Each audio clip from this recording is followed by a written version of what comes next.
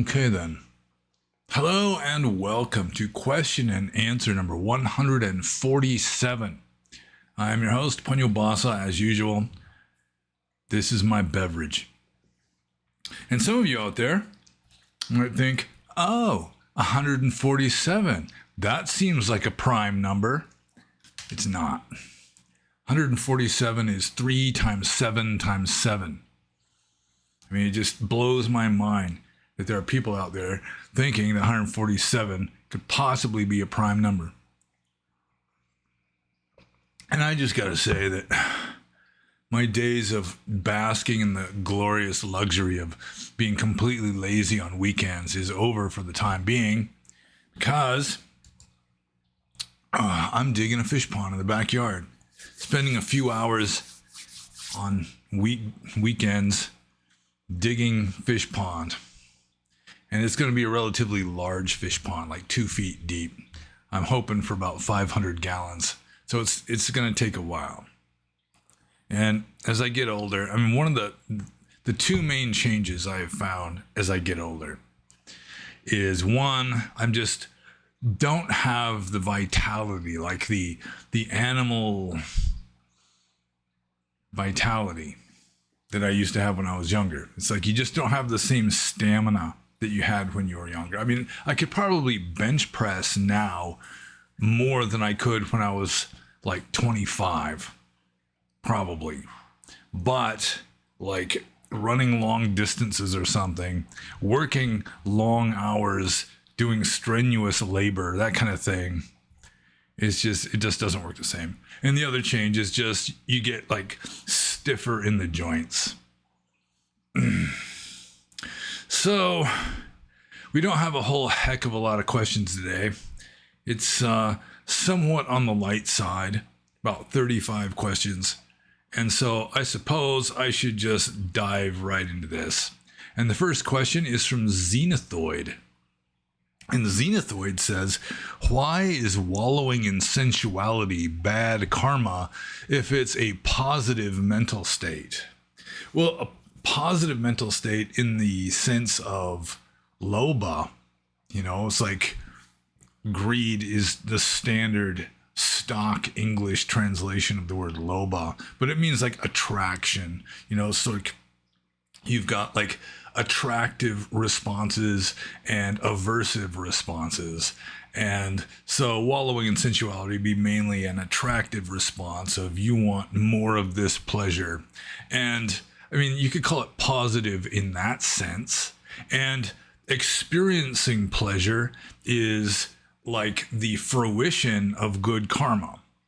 So, I mean, it's positive in that sense, but still wallowing in it where you're cultivating more greed, more loba, more desire, then that is not wholesome. So, I mean, loba is not a wholesome mental state. It's one of the 3 poisons or the 3 fires.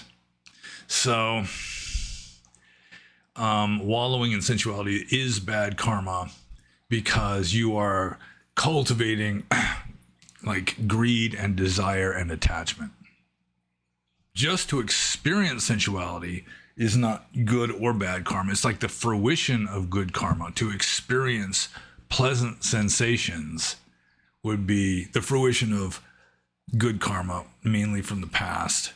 But to wallow in it so that you're greedy for more, you're clinging to it, then you're making bad karma now that is based on the fruition of good karma. Go figure. So I'm just going to move on to Zenithoid's second question. And his second question is as follows. For us, the intellect is the slave of the passions. Could the passions be the slave of the intellect for enlightened beings? Perhaps this could explain why the Buddha still does anything after he becomes enlightened rather than doing nothing. There could still be desire in his mind that would enable him to teach, meditate, etc., but these desires would be under complete control of the intellect, thereby eliminating any suffering. Well, as David Hume and Immanuel Kant pointed out, just intellect in and of itself really cannot initiate anything. It doesn't motivate anything. So it may be that Xenothoid here is sort of finding some back door through which the intellect can motivate actions, but I just don't think it works that way. The way it works, people in general have immense difficulty in dealing with two different levels of reality at the same time. They just try to fit it all onto this one flat plane so that it's all, it all fits together on the flat plane, and they don't really consider that a more accurate description might be something like a cube it's like three-dimensional. And so they try to work it out, and Orthodox Theravada is the same way, where you've got to be an absolute purified saint in order to be fully enlightened. Whereas the way I look at it, you are just transcending your humanity. And so let's get back to the question here. For us, the intellect is the slave of the passions. Yeah, that's practically a quote of David Hume right there. Could the passions be the slave of the intellect for enlightened beings? The passions are just going to arise. You don't intellectually will passions to arise. So, the passions are just nature taking its course, human animal instinct taking its course. And to some degree, there's a kind of back and forth between the intellect and the passions. But I don't think the intellect is going to generate passions or really even harness them that much. To some degree, maybe, but certainly it's not going to be like complete control of the passions. So let's see, perhaps this could explain why the Buddha still does anything. Well, he still does anything because, again, we're dealing at two different levels of reality at the same time, trying to force fit them into one level, and it doesn't work very well. But the Buddha, subjectively, he's not identifying as a human being. It's just nature taking its course. He has transcended that. It's still part of the picture, I suppose, but he's just not identified with that anymore. So, the human body is pretty much controlled by a human brain, a human nervous system, and the human nervous system is influenced by hormones and all sorts of things, animal instincts that are wired into the brain. And just because you become enlightened doesn't mean that your body stops being human. So, like an ancient Indian yogi, which would include the Buddha, not in the sense of practicing Sankhya yoga, but just yoga in the sense of spiritual self-discipline as an elaborated system, let's say. So the Buddha was a yogi, and so he would have had years of self-discipline and sort of calming the passions, that sort of thing, through asceticism and even more importantly, through mindfulness. Just through following rules at first, which is sort of an elementary level of that. So his passions would have been sort of calmed down to the level that, there's no unskillful passion, some urge, animal urge that would be, contrary to Dharma, that he would just get sucked up into it, just carried away by these urges. That wouldn't happen anymore. And there would be some intellect involved in that, I suppose. But trying to second guess the mental states of a Sammasambuddha is pretty much ridiculous, even though people keep trying to second guess a fully enlightened being. So there could still be desire in his mind that would enable him to teach, meditate, etc., but these desires would be under complete control of the intellect, thereby eliminating suffering. I don't think so. I don't think that his desires would be under complete control of the intellect, because I really don't think the intellect can control anything. The intellect is, it's like a guide, but it doesn't control anything. Which is one reason why people can intellectually know that something is wrong and just go ahead and do it anyway. Because the intellect is not motivating their behavior. And I guess I'm just going to move on to Zenithoid's third question, which is, can you explain the similarities and differences between achieving Nibbana and achieving Gnosis? And I'm not a Gnostic. I'm not exactly sure what the Gnostics meant with regard to achieving Gnosis. The Greek word Gnosis. Just a second. What is that? Some little particle of food just came loose in my mouth. I shouldn't have even said that. It's TMI, isn't it? I was flicking onto the floor.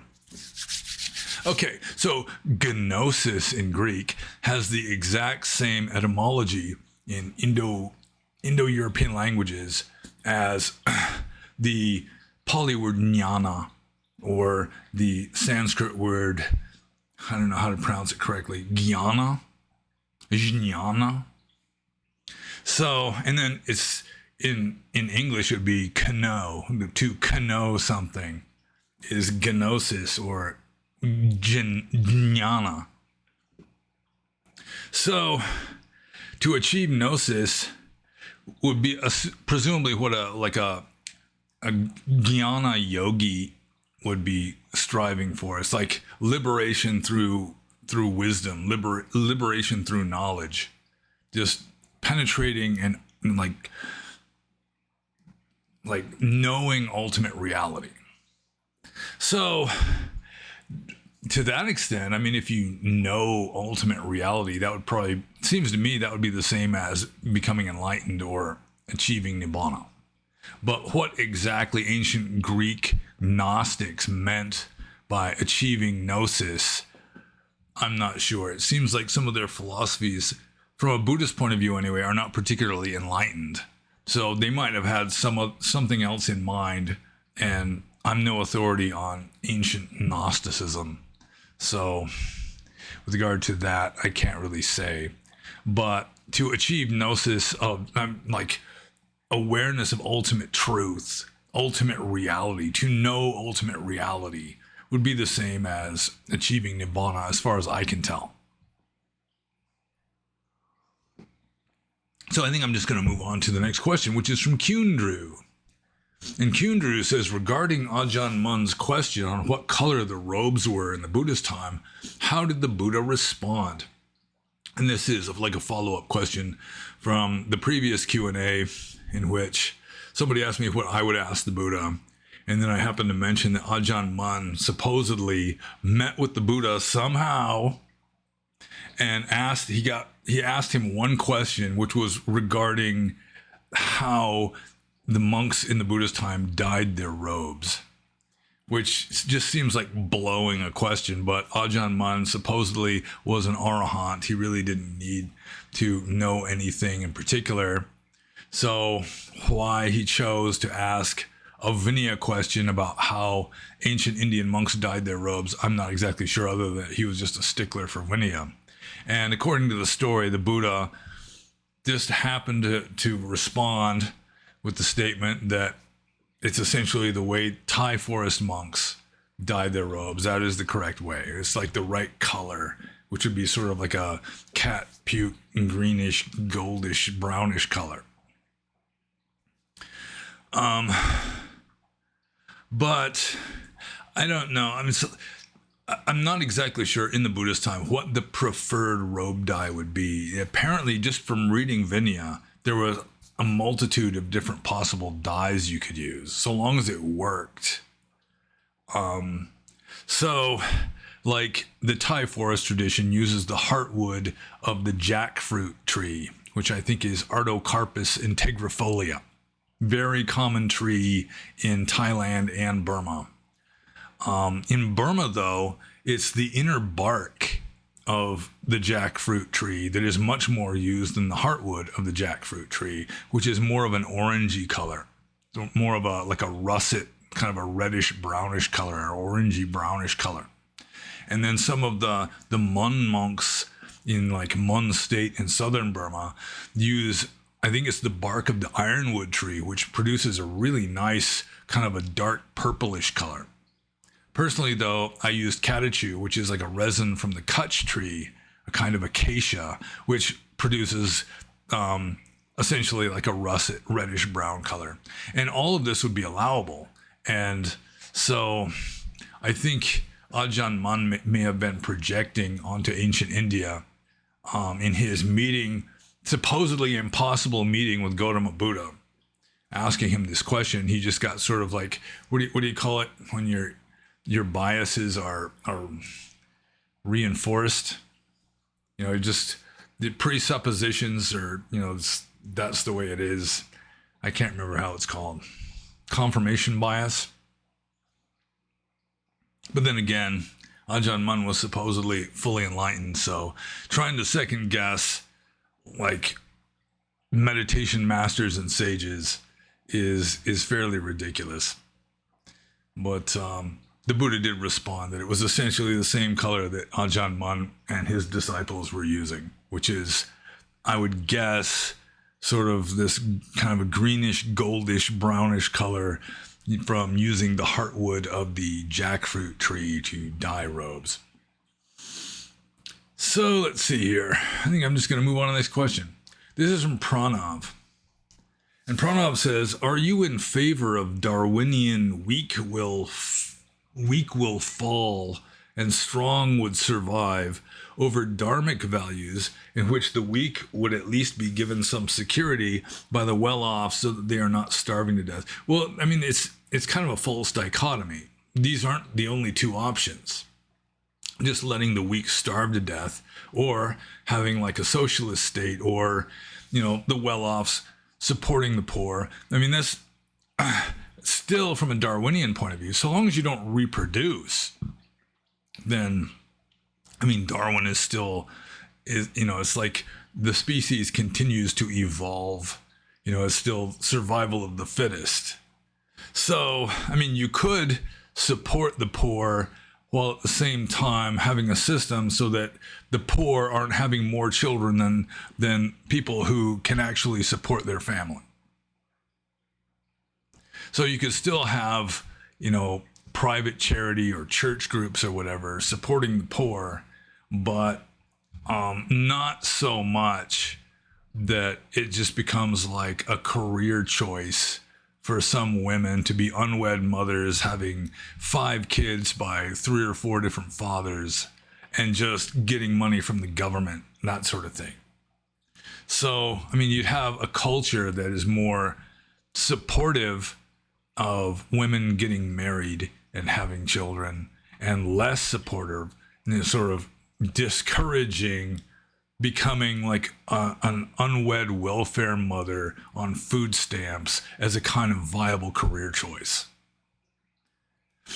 So long as the successful are reproducing more than the unsuccessful, the people who can provide for themselves are reproducing more than the people who can't provide for themselves and have to live off the charity of others or the largesse of the government, then still everything works out well. You don't have so much of a devolution, sort of a decline of the species, which is what we've got going now.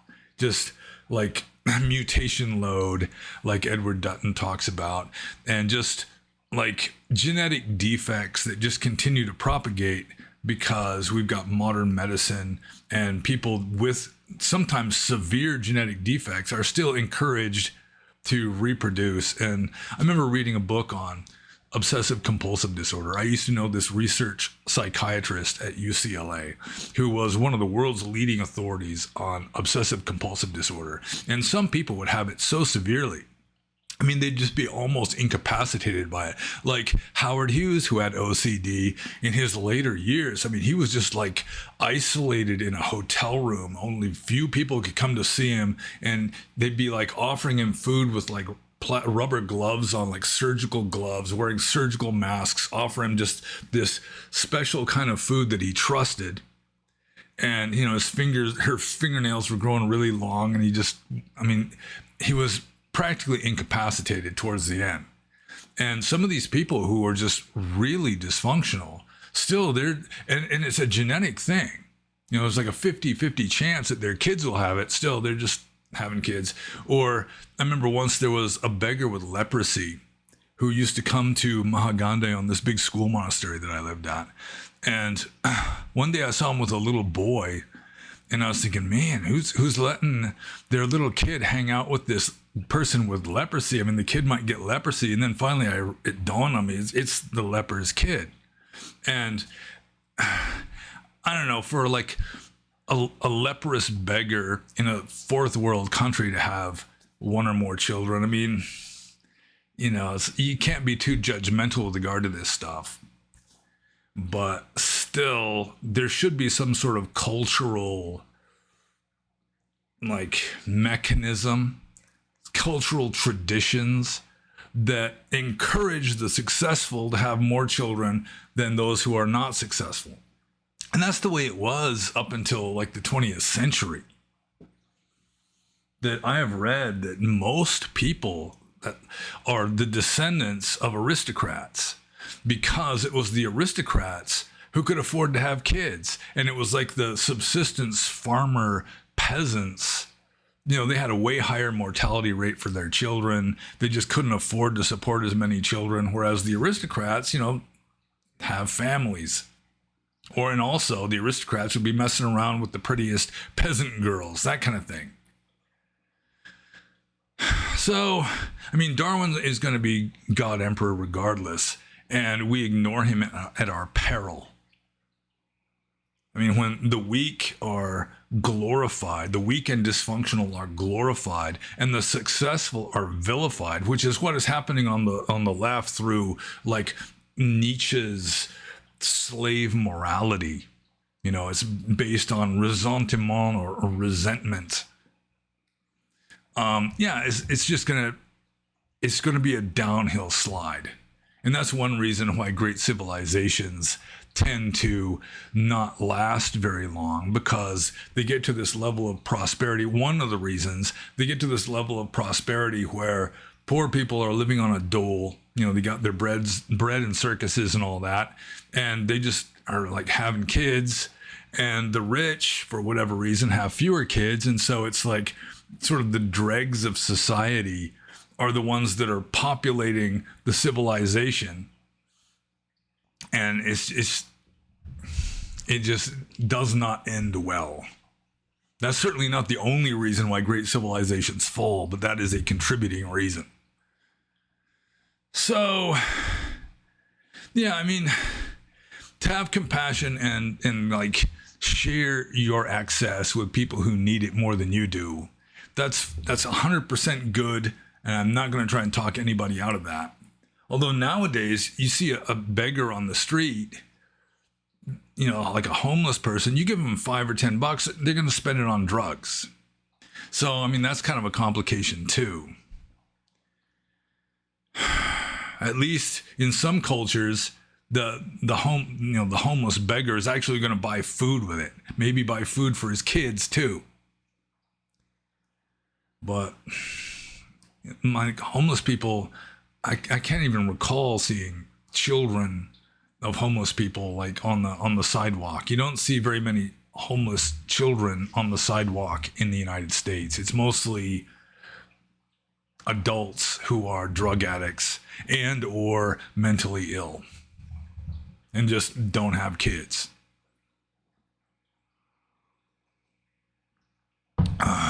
So let's see. Did I answer the question? Am I in favor of Darwinian weak will fall and strong will survive over dharmic values in which the weak would at least be given some security by the well so that they are not starting? I favor both. I mean, the Darwinian thing Yeah, I mean, you can't really argue with it. I mean, like, left-wing feminists can argue with it till they're blue in the face. Darwin remains God Emperor. So, but at the same time, compassionate, like generosity and charity and so forth is good also. And they're not really necessarily in conflict. So I guess I'm going to go move on to the next question. This is from Philalethes. And Philalethes says, do you recommend having children for a non-monk? And do you ever wish you had them? Well, I mean, every once in a while, I'll get like a little twinge. I think my woman and I, the woman I've got now, and I would have good kids. I think I'd be a good father. She'd be a good mother so long as she didn't worry too much about the kids. Be like a helicopter mom, something like that. But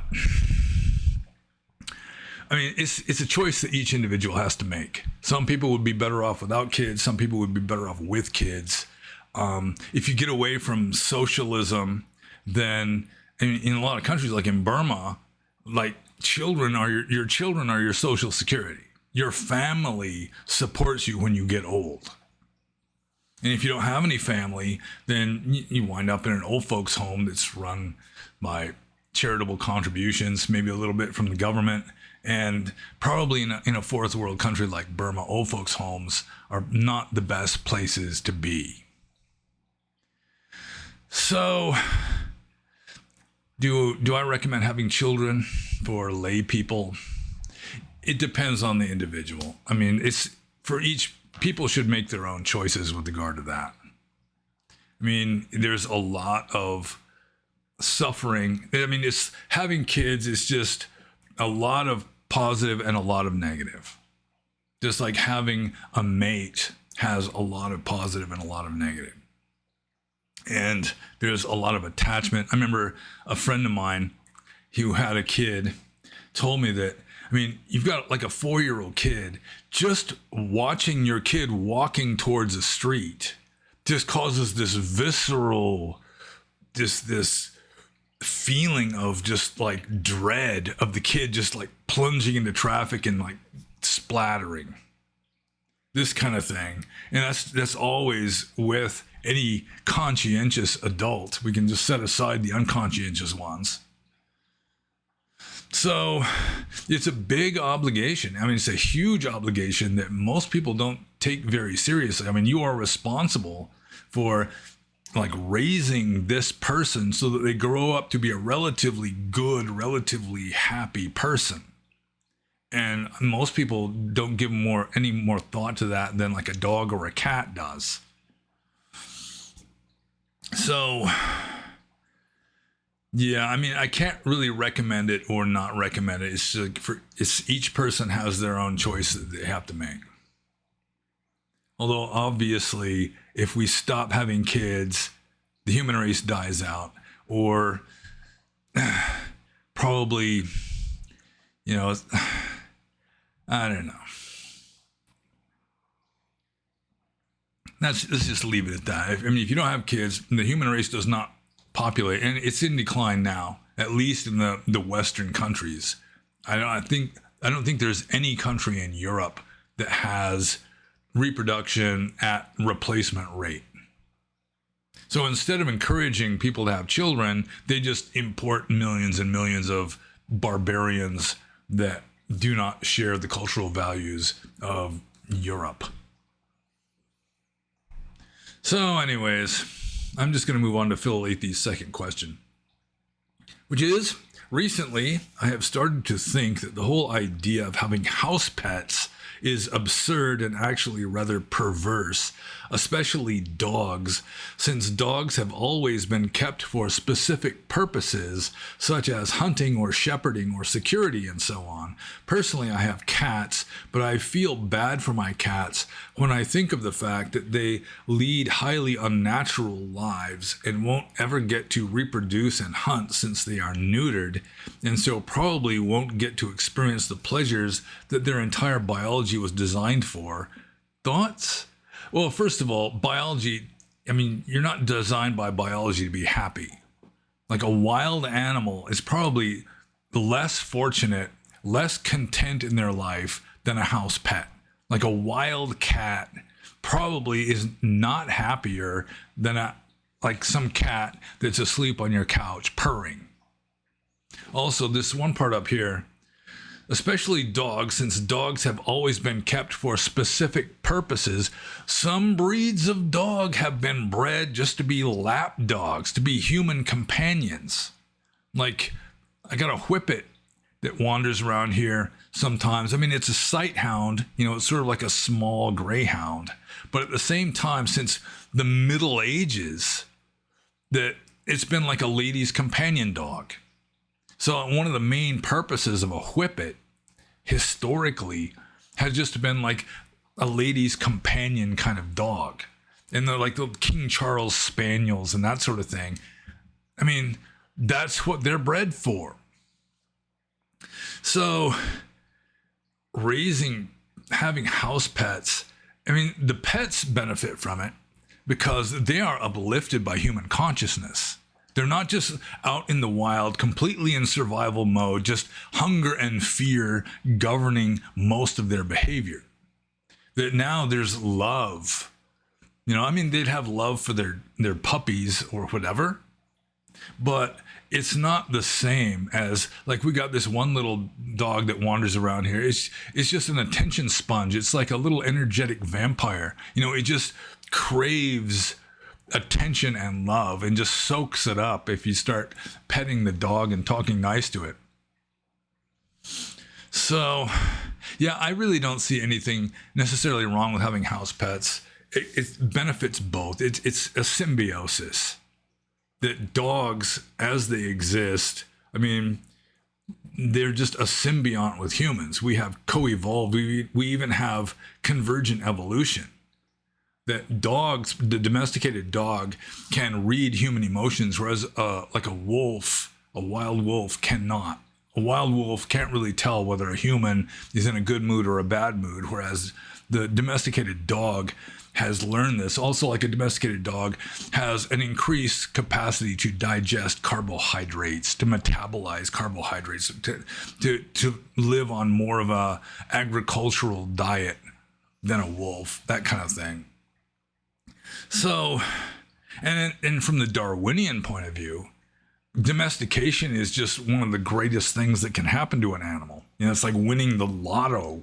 Like chickens, the red jungle fowl. I mean, what the population of wild red jungle fowl in Asia is, I don't know, but I'm sure that it's less than domesticated chickens, which probably are around the same population level as humans. There's billions of chickens now because they were domesticated. Even though a lot of them are used for food, they're treated badly, living in little cages and this kind of thing.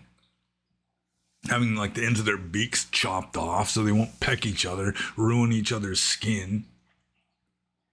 But still, from a Darwinian point of view, they've won the lottery. Like wild cows are extinct, but cows are prospering on this planet because they have been domesticated by humans. So, and it encourages like love and trust and generosity. I mean, you don't just get benefit. You don't just get karmic benefit for helping other humans. Every time you feed your dog, especially if you're happy to feed your dog, you like to feed your dog, you're getting good karma for that. Every time you pet your dog and are nice to your dog, you get good karma for that. Same for your cat. Same for your fish. Speaking of fish, let's see here. Let's see if I got her. Okay. Yeah, the aquarium is in full view. I had to move the question list over to make sure that you could see my pet fish. And sometimes I think, do they get bored in there? They've got other fish to interact with, and there's a lot of plants and diversity in there. They can swim around. But, in the wild, the cherry barb, for example, is close to extinction in the wild, just mainly through loss of habitat. They're native to Sri Lanka.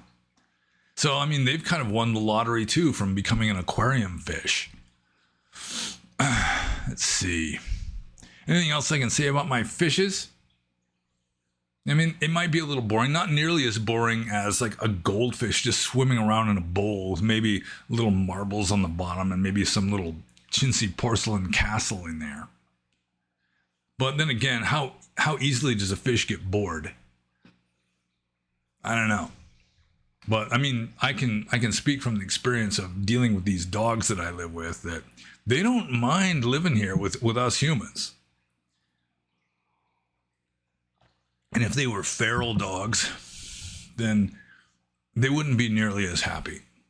And really, human consciousness helps to uplift them because mental states are contagious. And furthermore, I mean, the love of a dog for its master is one of the purest kind of loves there is. Like, human love is pretty conditional. Like, a mother's love for her children, if she's a good mother, that comes close to like perfect spiritual love too, like unconditional love.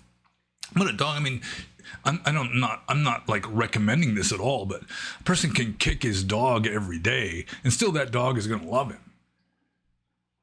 So just that kind of interaction is actually, I mean, it's probably more beneficial than otherwise. And I think it's really good for a person to have like a pet dog or something. And if you're concerned that you don't want a sheepdog that can't herd sheep, then there are breeds of dog that were specifically bred just to be human companions. So let's see here. I assume I answered that question. I'm going to move on to Phil Lathy's third question, which is, having lived in the midst of foreign peoples, what is your opinion of racial theorists who postulate a hierarchical understanding of human types? So that'd be like race realism or something. And I mean, a hierarchical understanding would mean you've got like superior ones and inferior ones. And from a scientific point of view, I mean, you don't even have to think that way. I mean, just like differences, that there are differences. And like people who are just hysterically opposed to anything that smacks of racism, I mean, they'll be starting to get hysterical already just hearing that much. But there are differences. I mean, just going with height, you know, probably the average, say, Samoan would be taller than the average Japanese. The average Ethiopian would be taller than the average Burmese person. I mean, what is objectionable about even just acknowledging this? And then you get to psychology, and there are psychological differences just as there are physical differences. Just there's psychological differences between men and women, largely conditioned by hormones. And then there's just psychological differences between races, and which doesn't mean that everybody in this race is going to have these traits. Everybody in this other race are going to have these other traits. That it's going to be statistical likelihood. You know, there's going to be lots of overlap. Some women are taller than some men. Some women are more rational than some men. And it's the same way with certain races. So a hierarchical understanding, I don't think is particularly useful. Especially, I mean, at least you could divide it up into different characteristics. That, I mean, every race is going to be better at something. You know, they're going to be the most adapted to the environment in which they arose, at the very least. So I have no problem with pointing out that there are differences between boys and girls. Like, for example, boys don't have a pee-pee like girls do. Or that there's differences between races. Like, even just average IQ stuff. I mean, it's real. And just all the hysteria in the world, all the accusations of racism aren't going to change that. It's just that those people are just blinding themselves of the truth of empirical reality and trying to force everybody else to be blind too. And it's just not going to work. And ignorance is a kind of weakness. So, yeah, a hierarchical understanding, just an understanding of differences would probably be more beneficial and wholesome than hierarchical, just having a list of the best to the worst. That kind of thing probably isn't particularly helpful, unless it's just with regard to certain qualities that can be quantified, like height or weight, testosterone levels, that kind of thing that you can just put it on a graph, like this ethnicity has the highest testosterone levels, this ethnicity has the lowest testosterone levels, that sort of thing. Testosterone conditions aggression, impulsive behavior, that sort of thing. And it's people on the left who just vehemently just reject reality to the point of saying everyone is the same.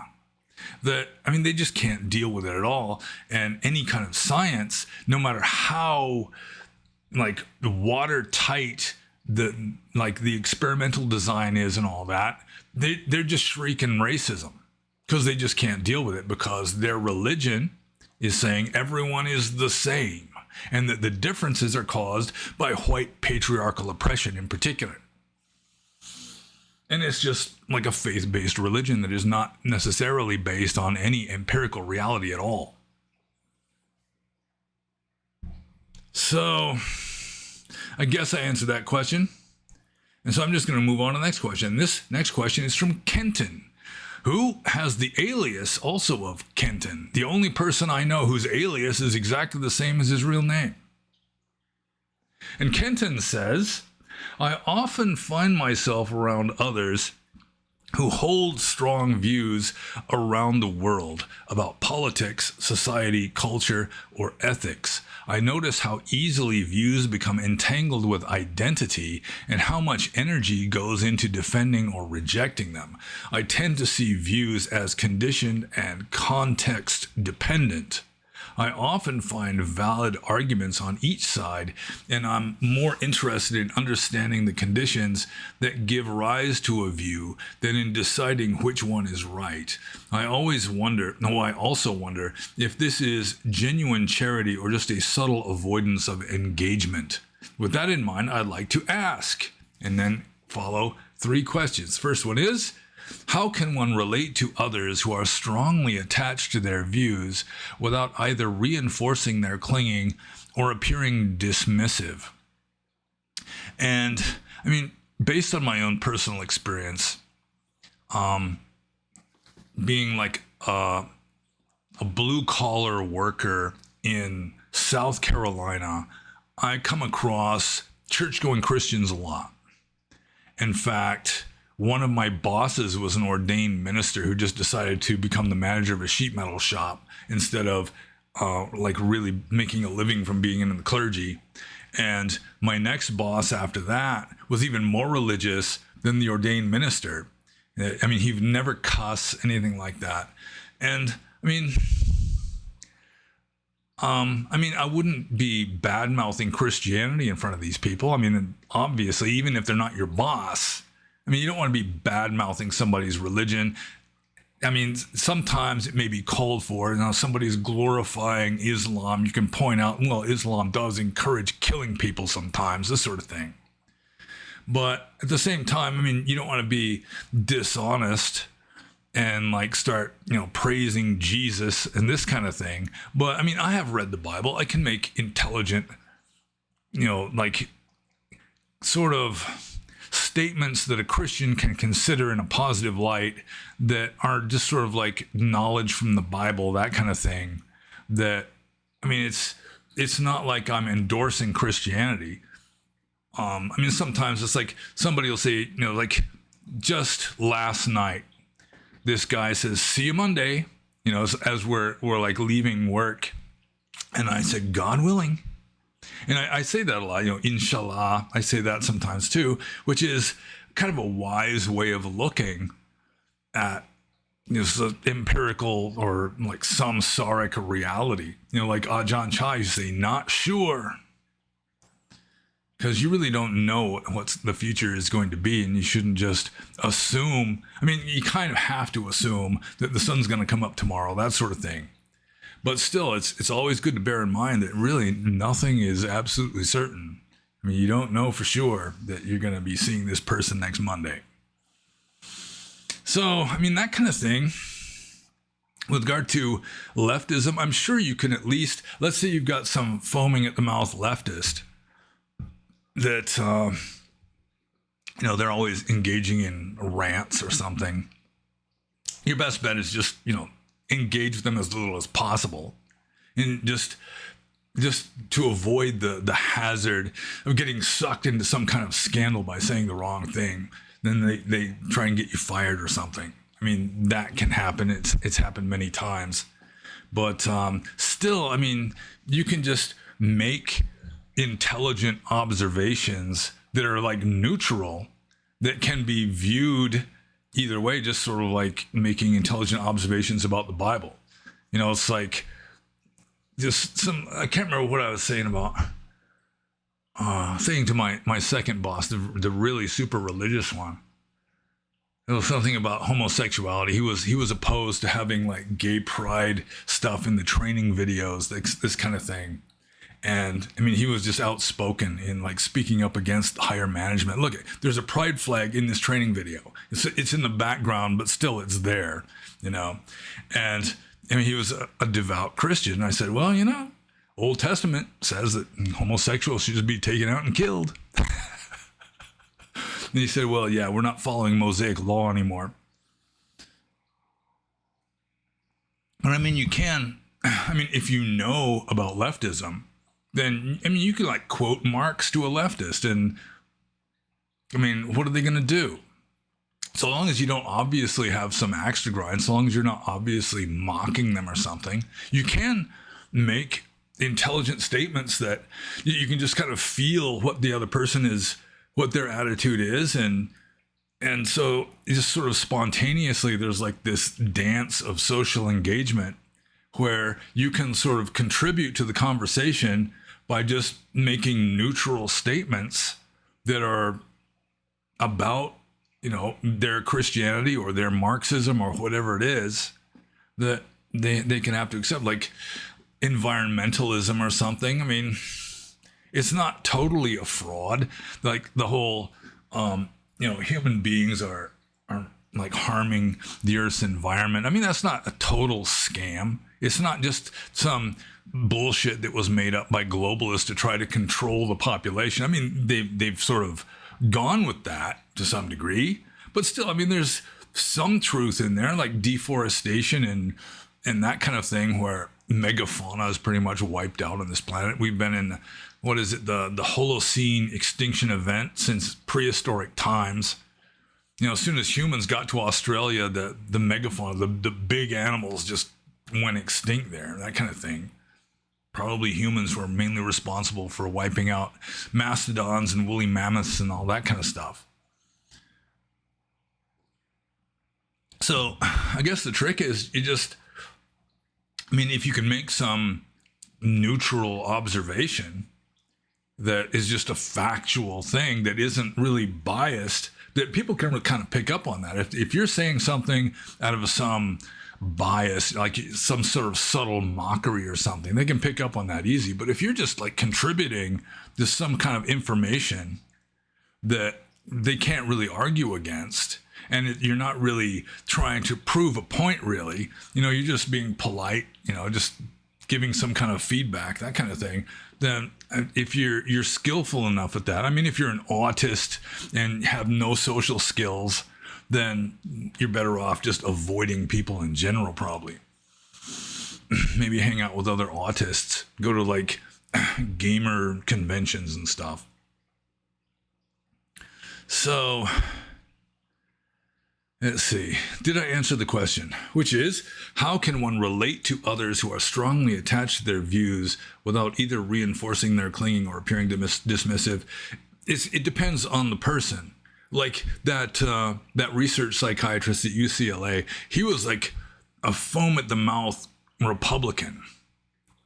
And I mean, he just despised the left. And I was kind of more of an eco hippie back in those days. I wasn't as right-wing as I am now, although really, I haven't really changed all that much. It's just the left has just gone insanely leftwards and just left me on the right at this point. Just being a classical liberal makes you like a fascist or something now. So, in his case, though, he was Jewish also, and just sort of thick-skinned, just kind of abrasive in general. And you could just sort of like tease him a little bit, and it was fine. He might get kind of riled up a little bit, but that was kind of entertaining also. And it's just guys interacting. So, guys can get on each other's case sometimes, give each other the business. And, it's okay. So, you've got to first kind of sound out the person you're interacting with. How thick is their skin? And just go from there. But still, you can like engage in a conversation with someone who is just fanatical with regard to a topic that you don't agree with. What you don't agree with that person on their position, but still, you can still just toss in like neutral, objective observations that can sort of allow you to engage with the person. So let's see here. I'm just going to move on to Kenton, his second question, which is, once the need to hold or defend a position falls away, what ideally guides your speech and action? Well, if it completely falls away, then you're an arahant. And again, then you're second guessing arahants. You're trying to second guess a fully enlightened being. And, what is it that motivates their behavior and so forth when, technically they're not even really there anymore. So, let's see, once the need to hold or defend a position falls away, I guess maybe this only applies to one position. What ideally guides your speech and action, like an anthropological interest in the phenomenon, that kind of thing. If you don't need to hold or defend a position, like with regard to politics or anthropology or something, then what ideally guides your speech and action would be, your understanding of the case. Just neutral observations, empirical sort of scientific observations, sort of a philosophical detachment, sort of disengaged objectivity, I suppose. So I kind of already was dealing with that in the first question. So I think I'm going to move on to the third question after looking one last time to see if I really did answer that one. Yeah, just truth, as well as you understand it, would guide your speech anyways, and your beliefs, if you have any. And I still got like a little lump here. The gash on the side of my head is pretty much healed up. There's still some little bumps there, though, which I forget about until I feel them with my finger, and then it's, there's that bump there still. Okay, let's see. So, Kenton's third question is, when the world around you is shaped by story and interpretation, how do you remain clear without isolating yourself? Well, they're all sort of variations on the same question, it seems like. And I think my answer to the first question would be equally applicable as an answer to this third question. You got people that are believing, what they're told to believe by their culture or by the government or whatever. And how do you remain clear without isolating yourself? Well, just keep your mouth shut most of the time. Well, that would be isolating yourself, wouldn't it? Well, you just don't talk about these topics. Just remain objective. If you can say something neutral or, something funny, something that they would agree with, that's fine. So long as you're not lying. Every once in a while you can agree with a leftist about something, or whatever, a rightist or whoever they are. feminist, white supremacist, black supremacist. I mean, not absolutely everything that they say is going to be false. I mean, you could agree with them if they say something that you consider to be true, or if they say something you consider to be untrue. I mean, depending on the person, how thick-skinned, thin-skinned, I mean, you might be able to politely offer like a different point of view, point out that the study that they are referencing is, it had a very small sample size and was clearly, the purpose of it was just to validate some point of view anyway, that kind of thing. I mean, that you're kind of pushing it with that. It would depend on the person you're talking to. But the most hysterical fanatics, you're best off just avoiding them as well as you can.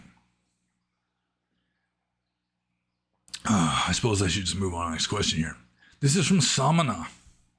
And Samana says, you praise Neem Karoli Baba a lot, but don't you think he was a wizard type of person and nothing to do with enlightenment? No. Not at all. He was not a wizard. Like a wizard or a witch, they are deliberately trying to, like, oh man, just a second. I forgot to plug in my computer.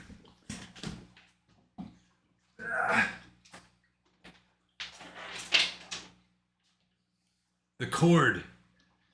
Alrighty, now I gotta climb underneath the table and go like this and like that. And then I climb back up here and plug this in. All right. Yeah, we're down to like 9% now. Okay, where was I? Oh yeah, so like a witch or a wizard, they are deliberately trying to produce results. It's like they have to use gimmicks to like produce this paranormal result that they are striving for. Neem Karoli Baba, it was effortless. Like Ram Dass used to say, it's like the better you got to know him, the more you realize there was nobody there. He was just like a mirror, just reflecting your own karma back at you. So, yeah, he was definitely not a wizard type, that it was all just spontaneous. And like with Ramana Maharshi, that, it would just arise without him planning on anything. Maybe I was actually going to read a story or two from Miracle of Love on the bookshelf back there about Neem Karoli Baba, like some of the stuff that he would do. Like there was one where he told one of his supporters to get him a first class ticket on a certain train for like the next day. And the supporter's thinking, you're not going to get a first class ticket for the next day. So Maharaji just tells him, just go do it. So he goes to the train station, and of course the clerk at the train station is like, are you crazy? We're completely booked from one side of India to the other. But he sold him like this, like a provisional ticket just in case there's a cancellation or something. So he comes back and he tells Maharaji, well, I got a provisional ticket. I couldn't get a first class ticket because they're all sold out. Maharaji's fine with that. They show up at the train station the next day, and so the supporter goes to like not the conductor, but the main clerk at the station who's like handling tickets and so forth. And this is India. They're not polite. It's like, what are you, crazy? We're completely booked. But the supporter goes back to Maharaji kind of distressed, like it's not working. And Maharaji just says, talk to the conductor. And Maharaji just plants himself at this one place beside the tracks. And the train comes in, the conductor comes out, or whatever his name is. I can't remember what the exact position was. And so the supporter goes to him and says, do you by any chance have like an empty seat or two empty seats for first class? And it says, as it turns out, there was just suddenly this cancellation where these people that were going to go all the way across the country, had to get off due to some family emergency, and the empty seat was like right where Maharaji was standing. I mean, it was just like, he wasn't like trying to make these people get sick and get off the train, anything like that. He just, for some reason, he just knew what to do. And it was just, I mean, if you read stories about him, based on like personal experiences with the person, with Maharaji, you see that he was not some kind of wizard. It was just that spontaneously impossible stuff just kept happening around him. So to say that it has nothing to do with enlightenment, yeah, I think that would be like the opposite of the truth. So Samana's second question, magic and enlightenment pretty different? No. Yeah, because magic is you're actually having to like trying to manipulate or like make like tears in the fabric of samsara so that the impossible, like the miraculous, can come through. And it takes effort. Sometimes like a coven of witches, they'll all combine their forces and they'll violate some taboo to create a more liminal situation, and they'll be like combining their mental energies, like moving in unison and like reciting some, what's the word, the spell, like a mantra, which is just sort of, they're all focusing on what they want to get done, possibly with some transgressions that help to weaken the moral fabric that, you know, like the impossible can slip through more easily. Whereas enlightenment, there's no effort, there's no will involved. It's just spontaneously happening. And anyone who's done a lot of like intensive spiritual practice knows weird coincidences, synchronicities, this sort of thing become more common. So yeah, magic and enlightenment are different. Just the way a spiritual person's miracles and like a witch's magic, I mean, it just works on different principles. So let's move on to Samana's third question. Even if one obtains such power and does lots of magical and wizard things, wouldn't that be harmful for one's path to Nibbana? It depends on the individual. Like someone who is cultivating psychic powers for the sake of cultivating psychic powers, and then they get the psychic powers, then, you know, they can sort of become power mad, you know, but which then kind of weakens their psychic powers.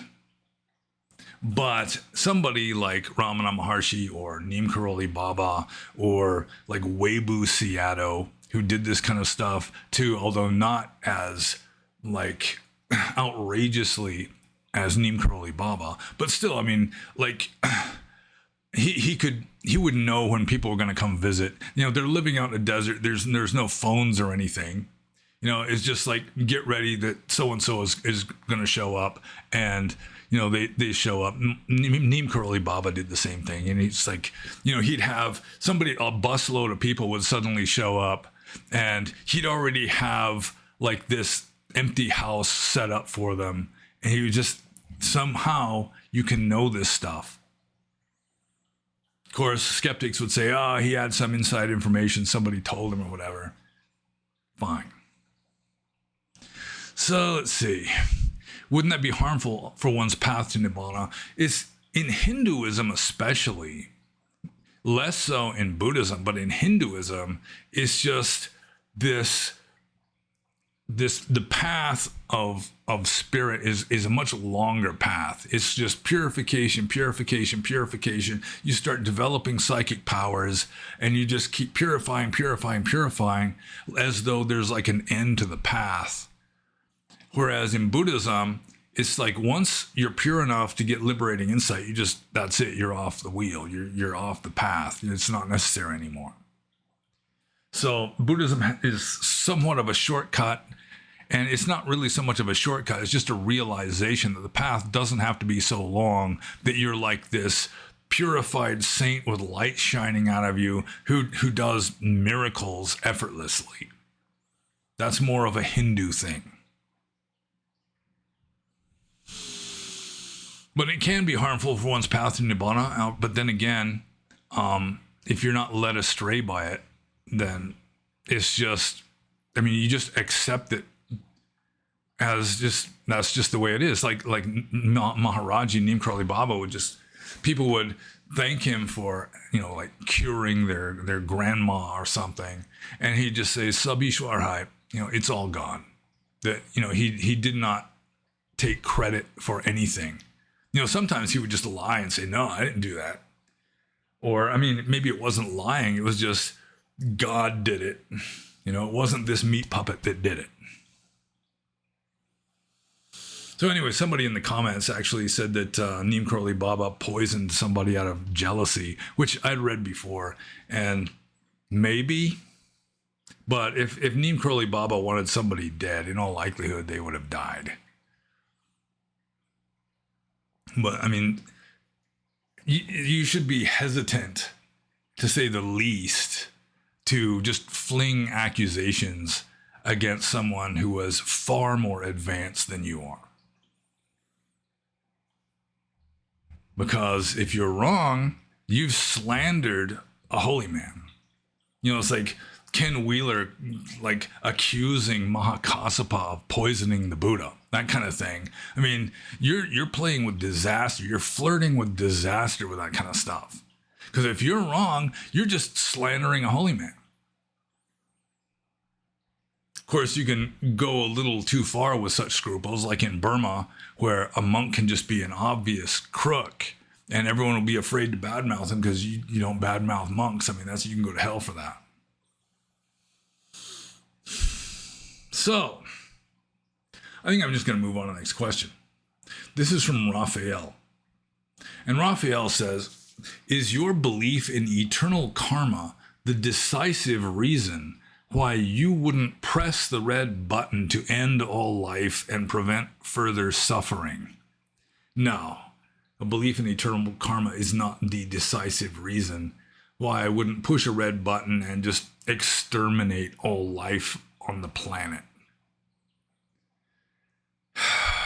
Let's see. How do I respond? First of all, I do not think it would be possible to, like, eradicate all life in the universe.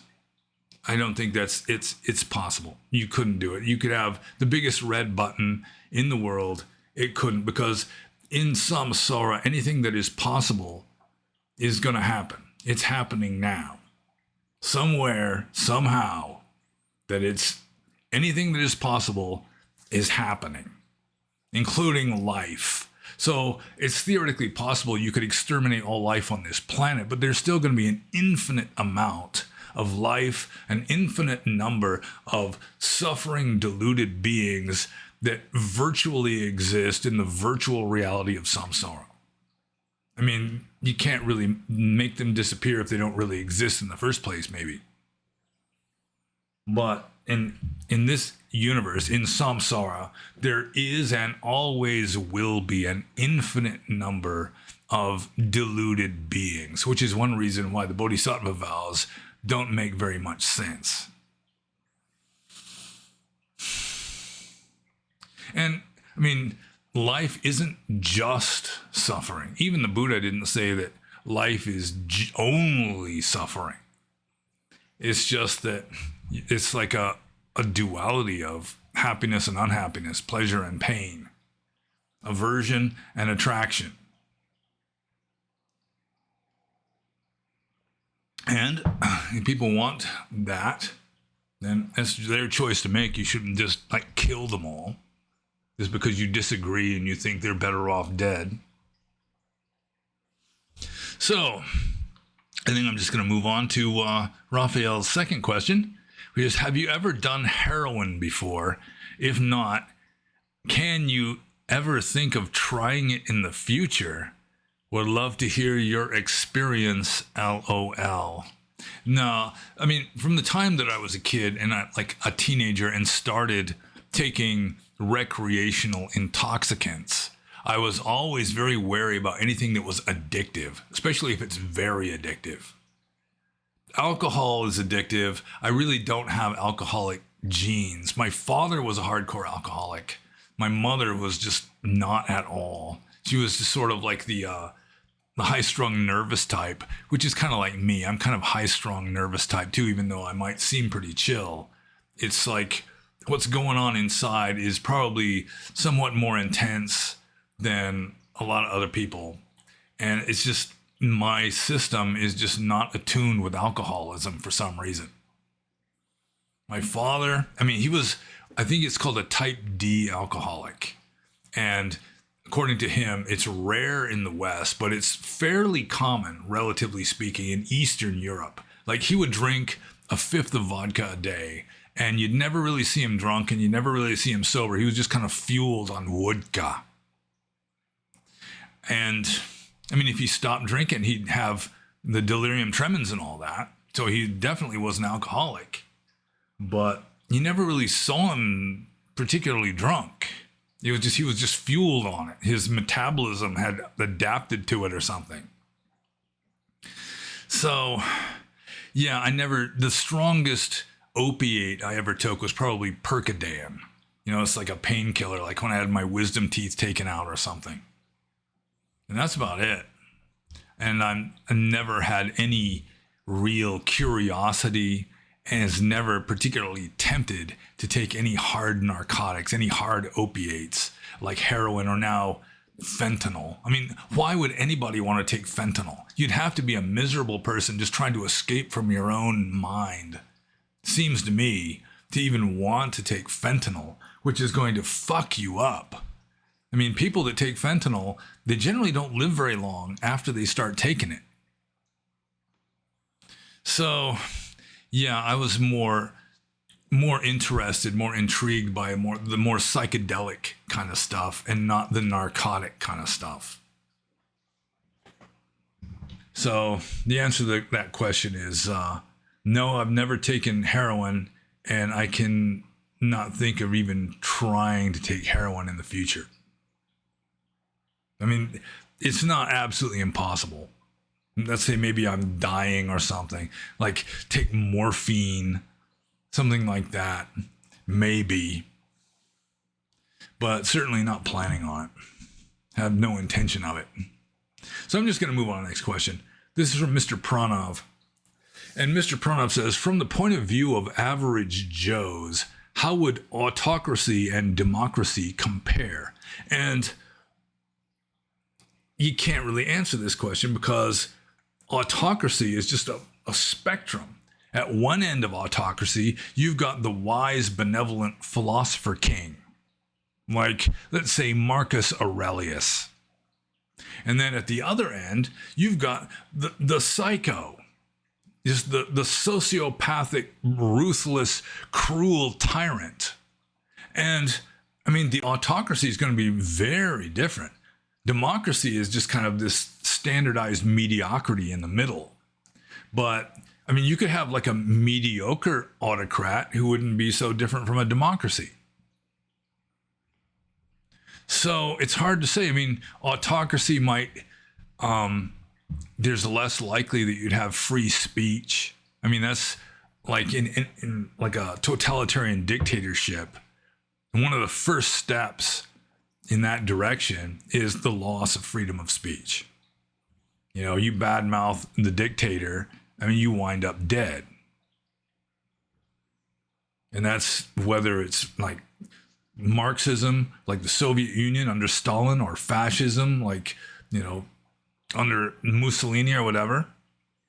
Freedom of speech is not a big thing for totalitarian dictatorships, unless maybe you've got the benevolent philosopher king, which, you know, they're not going to be very common.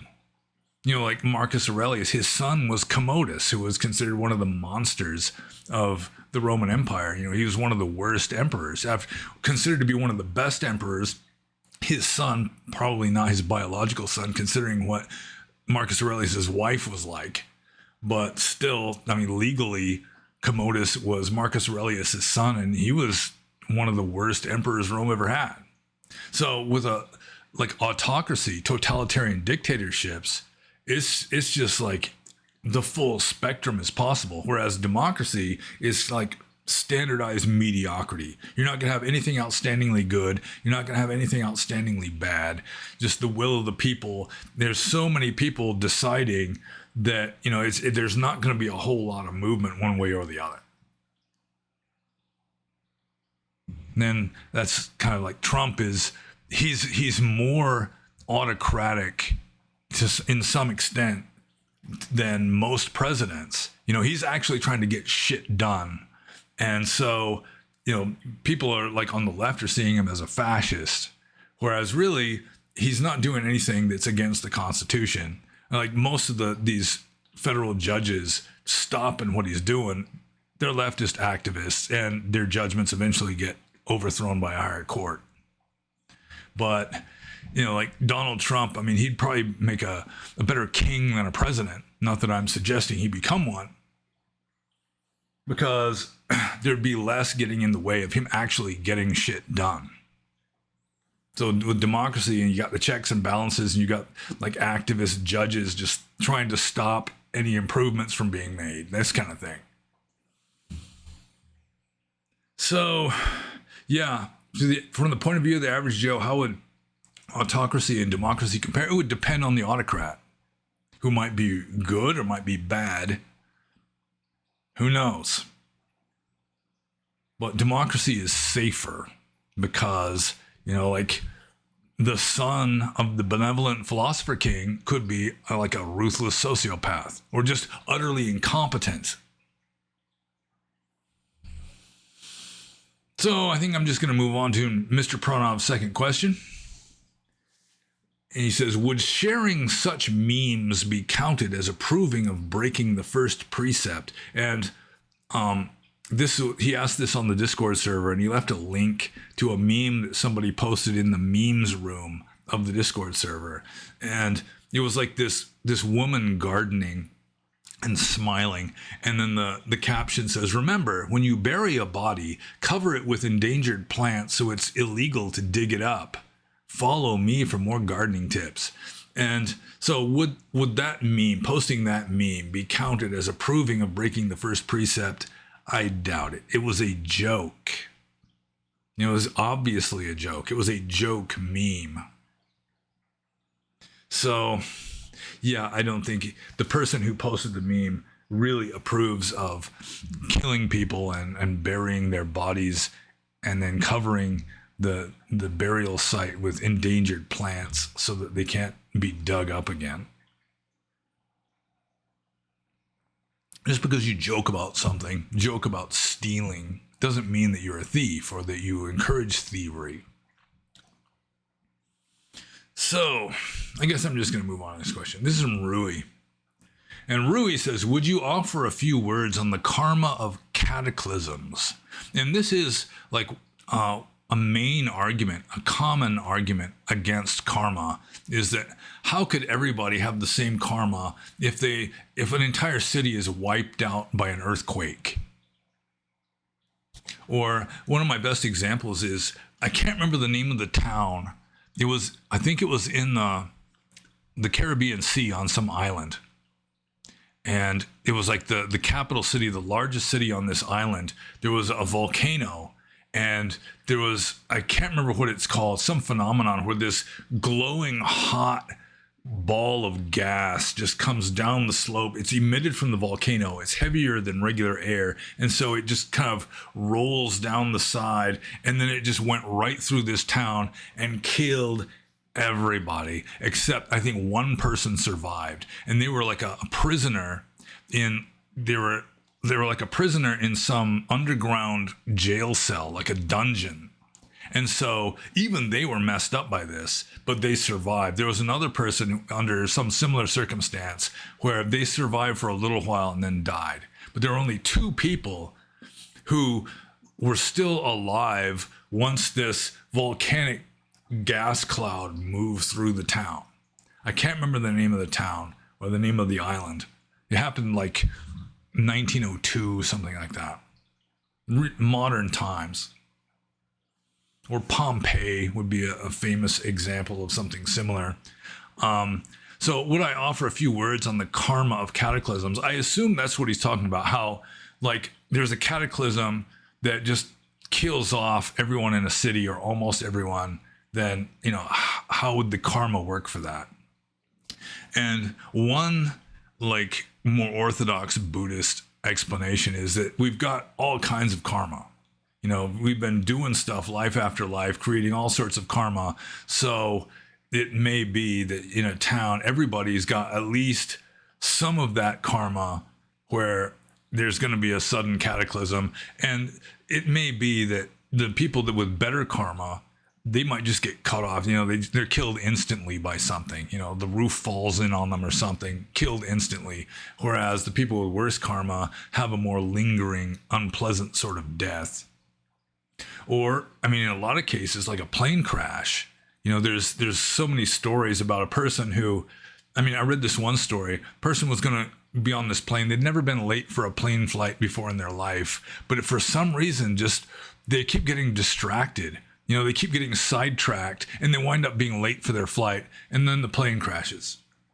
So it could be that the few people that did not have, you know, in their vast array of different kinds of karma, like awaiting fruition, they just didn't have the karma for that. They're the ones who are, for whatever reason, like they leave town on business or something. They just happen to be visiting their parents in some nearby county when it happens, that kind of thing. But a less Buddhist explanation for how these things can happen is also, I mean, Buddhism rejects the idea of group karma. But still, people with the same kind of karma tend to be born into the same kind of cultures, same kind of situations. So even though there's not really a group karma, you know, there's no karma for Armenians, where they've got this specifically Armenian karma, anything like that. But still, a person born into a certain culture and another person born into that same culture are going to have certain like similarities karmically, because it's the karma is landing them in the same kind of environment. And so like, how do I proceed from this? It's like, there is kind of a group mind.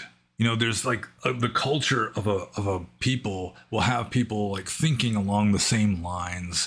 And you get deeper than that. There's like this sort of a subconscious empathy where mental states are contagious. And so, you know, the mental states in this town, you know, they might be sort of this subliminal effect on the person's mind. You know, it's like the town is got some kind of scandal and people are like depressed in this bleak mood or something.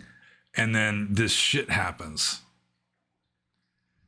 But the more orthodox Theravada point of view, Theravada Buddhist point of view, is just that pretty much everybody has this vast array of potential karma awaiting fruition. And so that it's really not that difficult to come across an entire population that have at least the potential to be suddenly killed. You know, like even like Mahamoggallana, you know, the Buddha, one of the Buddha's chief disciples, you know, lifetime after lifetime, he still had this karma, this latent karma, to be brutally murdered.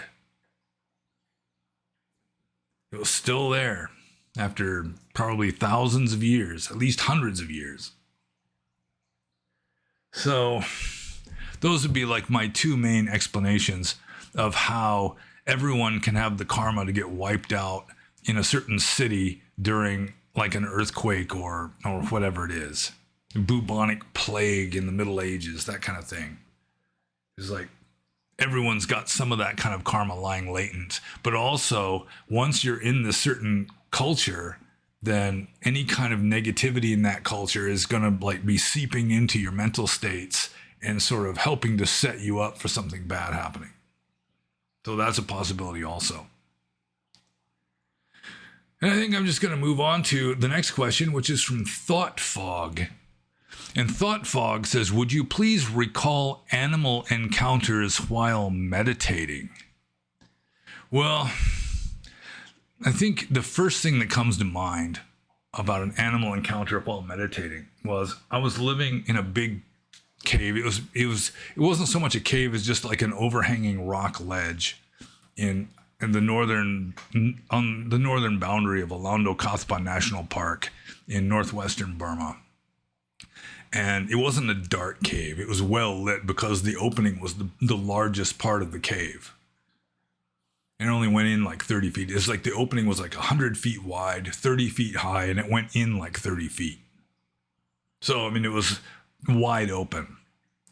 And I'd be sitting there meditating, and there was this little bird. It looked like a sparrow. It wasn't an ordinary house sparrow. It could have been some other species of sparrow. I don't know. But it kept landing on my legs and like yanking the leg hairs out of my leg because apparently it was like lining its nest and it wanted something like hair to line its nest. And so it kept landing on my leg. I mean, it wasn't afraid of me. If I'd move, it would fly away. But if I just sit there, I mean, it's just like pulling on my leg hairs, which hurt. But it was such a cute little bird, I figured, well, I'll let it pull some of my leg hairs. But the problem with that bird was it would shit like every 20 seconds. It was just crapping everywhere. So finally, I just had to like start shooing it away because it was like crapping on my leg and crapping on just everywhere it landed pretty much, it would crap. I had two burlap bags sewn together that I was using as a kind of blanket in the wintertime. And then when it got warmer, I rolled it up into a pillow or a cushion I'd just kind of sit on the edge of it for meditating. And it would be pulling the fibers out of the burlap too and shitting on the burlap. So I eventually had to like cover it up and hide it just so that the bird wouldn't be shitting on my stuff. I wasn't actually meditating during this next animal encounter, but it involved a crow in Rangoon when I was doing intensive meditation at Pandita Rama in Rangoon. And I mean, we were doing intensive meditation. We're supposed to be meditating all the time, like mindfulness of daily activities, which is strongly emphasized in the Mahasi tradition. And so we're all going for alms round. You know, it's this long line of monks all going single file through the suburbs of Rangoon. And this crows are like magical birds. They're one of the best birds of omen, I think. It just swooped at me. I'm like in line, you know, monks in front of me, monks behind me. But this crow just swooped at me and just like bounced off the back of my neck. You know, it just like pushed off the back of my neck and just took off in a different direction, just as a kind of game. You know, it was just playing. So, I mean, that might count as an animal encounter while meditating because you're supposed to be being intensive mindfulness right in the middle of like an intensive meditation retreat. But most animal encounters when I've been meditating have been with mosquitoes. So that's the main kind of animal encounter I'd have when meditating. You're just sitting there and then the mosquito shows up and starts whining around you. And monks aren't supposed to slap mosquitoes. And you're not supposed to be angrily cursing them or anything. So you just sit there and then it lands on your knee and starts biting and it doesn't find the right kind of blood vessel there. So then it like flies up again, whines around you a little bit more, and then starts biting your shoulder. Doesn't find a good vein there. Then finally it finds the good vein right here on the side of your head. That kind of thing. I had lots of encounters with mosquitoes like that. But the really like... what's the word? Sensationalist kind of stories about, you know, cobras crawling on me, that kind of thing. It didn't happen with me. Or I just didn't notice. So I'm just going to move on to Thought Fog's second question, which is any dog encounters specifically when you were a monk. And I had lots of dog encounters as a monk because any kind of forest monk in Burma is going to have a dog adopt him. Some scroungy village dog or some scroungy monastery dog is just going to like start hanging out, especially at mealtime, to eat your leftovers. I mean, it's just inevitable. So I've had lots of dogs. Some of my best friends have been dogs, like scroungy Burmese village dogs.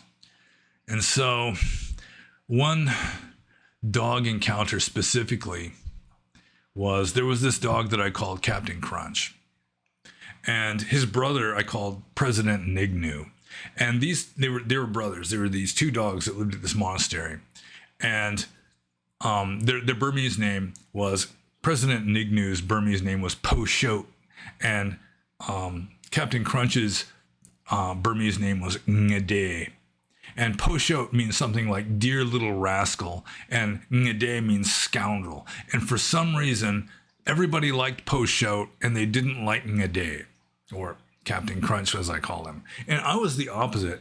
I felt sorry for Captain Crunch. He was a good dog. He was a nice dog. I don't know why everybody hated him. Or they didn't really hate him. They just much preferred the other dog. And the other dog was just kind of spoiled. And he barked at people a lot, but he wouldn't bite. Whereas Ngade, or Captain Crunch, he was kind of the opposite. He wouldn't bark a lot, but he got in lots of fights with other dogs. So, he was kind of seen as like a troublemaker. So maybe a kind of a sneaky one, because he wouldn't bark in advance or anything. But anyways, I just had a tender place in my heart for Captain Crunch, partly because nobody else liked him, and I could see that. He wasn't a bad dog. And so one time I was on the front porch of my meditation cabin at this monastery, and Captain Crunch was there, and I just gave him a hug. I just felt like hugging him, and I just started getting this rush. It was like this intense rush of euphoria when I was hugging this dog. And I looked down and I could see that dog, he was just starting to go ballistic. He was practically vibrating. He was obviously feeling it too. That there was some sort of like a mental connection between us, some sort of like empathic feedback loop going between us. It was really, it was remarkable, which is why I'm remarking on it right now. Other dogs, I've had a lot of unpleasant like dog experiences. Just like, you see some dog that's messed up and is in like a hell realm, essentially. I really have great compassion for Burmese dogs, because it's just a whole different world from American dogs. The Burmese dogs, they're lucky if they get someone who feeds them regularly. And it's mostly, they're just living on like rice, fish bones, which are, there's dogs with like fish bones stuck in their throat are pretty common in Burma. They have to supplement their diet with like dead lizards and baby poop and this kind of stuff. So I feel sorry for them. I was generally happy to feed them my leftovers. But, I don't want to just sit here and give lots and lots of kind of dumb stories. I had this one dog named Kang, he was possibly the most neurotic dog I ever knew. He was genetically the run to the litter. And my idea was, I knew I wasn't going to be living at that particular monastery for very long. So I was going to just feed him the best of my leftovers so that he'd be like a tough, burly kind of dog when I left. Because if I wasn't feeding him, he'd have to go to the dining hall at the monastery and like fight with the other dogs and gradually work himself up the pecking order so that he wouldn't be eating just plain rice leftovers. So it didn't work out as planned, because he turned out to be genetically the run to the litter, and he walked on the sides of his front feet. His legs were kind of twisted, and he'd have like sores on the sides of his paws, because he was kind of walking like this instead of like this, like you're supposed to. And he was just really neurotic. Like there'd be like a certain routine every day. And if the routine was disrupted, like I got visitors, then he would just run off and hide in the bushes, in this forest monastery for the rest of the day. I wouldn't see him again until the next day. Oh, there's this one story about Kang though, in that one time I had to go to the bathroom in the middle of the night. And there's like an outhouse, this bamboo outhouse, like 100 meters away. I had to walk there. And when I'm coming back, I didn't have a flashlight. It's just, I'm trying to just see by starlight and moonlight. And there wasn't a full moon that night. And Kang was just lying in front of my gate. And I assume that he assumed that I could see in the dark as well as he could. But it didn't work out that way. And I stepped right on him. And he let out a yelp. And I let out a holler, lifted my foot up, lost my balance, and then stepped on him a second time. And he just ran off crying. off into the bushes. And then the next day, it was like he was the sweetest, nicest dog ever. I mean, it was like he kind of overcame his like neurotic fussiness, and he was just following me around, wagging his tail, just coming up to me, wagging his tail if I sat down outside. And it was obvious to me that Kang assumed that I had stomped on him and yelled like the night before on purpose because of something that he did. He had no idea what it was, but he was completely willing to like apologize like a dog apologizes, just try to make it up with me, And I mean, it's stuff like that that makes it really strange to me that there can be people in this world who think that animals are just mindless automatons. They're only a human because, let's say they're Christian, and they assume that only humans have souls. So a dog doesn't have a soul, and so it's just this mindless automaton with no consciousness whatsoever. And just experiences like with hugging Captain Crunch that time, or having Kang just doing everything he could to make it up to me the next day because he thought he had done something wrong that caused me to yell and stomp on him. It's just obvious, just painfully, plainly obvious that a dog, is more conscious than a newborn human baby. But I think I should just move on to the next question. And this is from PSA. And PSA says, do you want me to report your cute sweetheart to the authorities for giving you a black eye with a frying pan? No, that's not necessary at all. Actually, it did happen at work. I pulled a table onto myself and my sweetheart. Bless her heart. I mean, if there was any kind of physical altercation, I don't think she'd stand much of a chance. Like my father, he had a lot of experiences with women. My father just loved women. He always wanted to have a woman in his life. He was just this alpha Chad male. And part of that is he was pretty much addicted to having a woman in his life. He just adored women in general. If a woman had any lovable quality, he could love her because of that quality. I mean, she might have a cute giggle or a really nicely shaped behind, anything. I mean, if it was some kind of quality that was endearing, he would love her for that.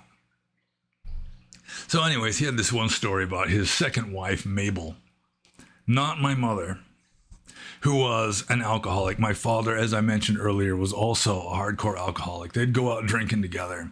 And this was in Alaska, possibly in the wintertime, because according to the story, there was like ice all over the roads. And she's like beating on him while he's driving the car. And finally he's saying, look, you keep hitting me like that, we're going to wreck the car. I'm trying to navigate an icy road to get us home. If you want to fight, wait till we get home. Then you can fight with me. So she stops fighting. As soon as they get home, she starts hitting him again. And my father was a bruiser. He was like a heavyweight boxer in the army. So he just backhands her once, just whap, and just sends her flying backwards. And he says it took all the fight out of her immediately. But when he did that, he heard something hard hit the wall on the other side of the room, and he thought it was one of her teeth. He thought he'd knocked one of her teeth out. He starts immediately profusely apologizing, and then she kind of gives a weak laugh and tells him it was one of her earrings. So, yeah. So, I mean, seriously, I mean, if my woman and I were to have like some sort of physical altercation involving any kind of fighting abilities, then, I mean, she'd have to sneak up behind me and hit me with the frying pan from behind or some such. But I mean, seriously, yesterday she really impressed me by moving some heavy rocks and bags of like compost and stuff. But generally, she'll say, honey, would you please lift this for me? It's too heavy. And then I go over and pick it up. It's like 25 pounds. You know, it's like easily with one hand. Although she doesn't call me honey. I don't know where I came up with that. So no, reporting my sweetheart to the authorities is completely unnecessary. So PSA's second question is, aren't you worried about getting diabetes with all those energy drinks that you consume? No. It's mind over matter. I think a lot of people, they're so worried about health problems that their worry is actually more toxic than the food that they're consuming. And I mean, you can talk about like the health pandemic in the West, like Robert Kennedy Jr., he's on this crusade to help us. But personally, and like, I'm not a materialist, so it's like the mental states of the people are making them sick more than processed carbohydrates are making them sick. We're just living in a sick society that has sickness kind of pervasive in the environment.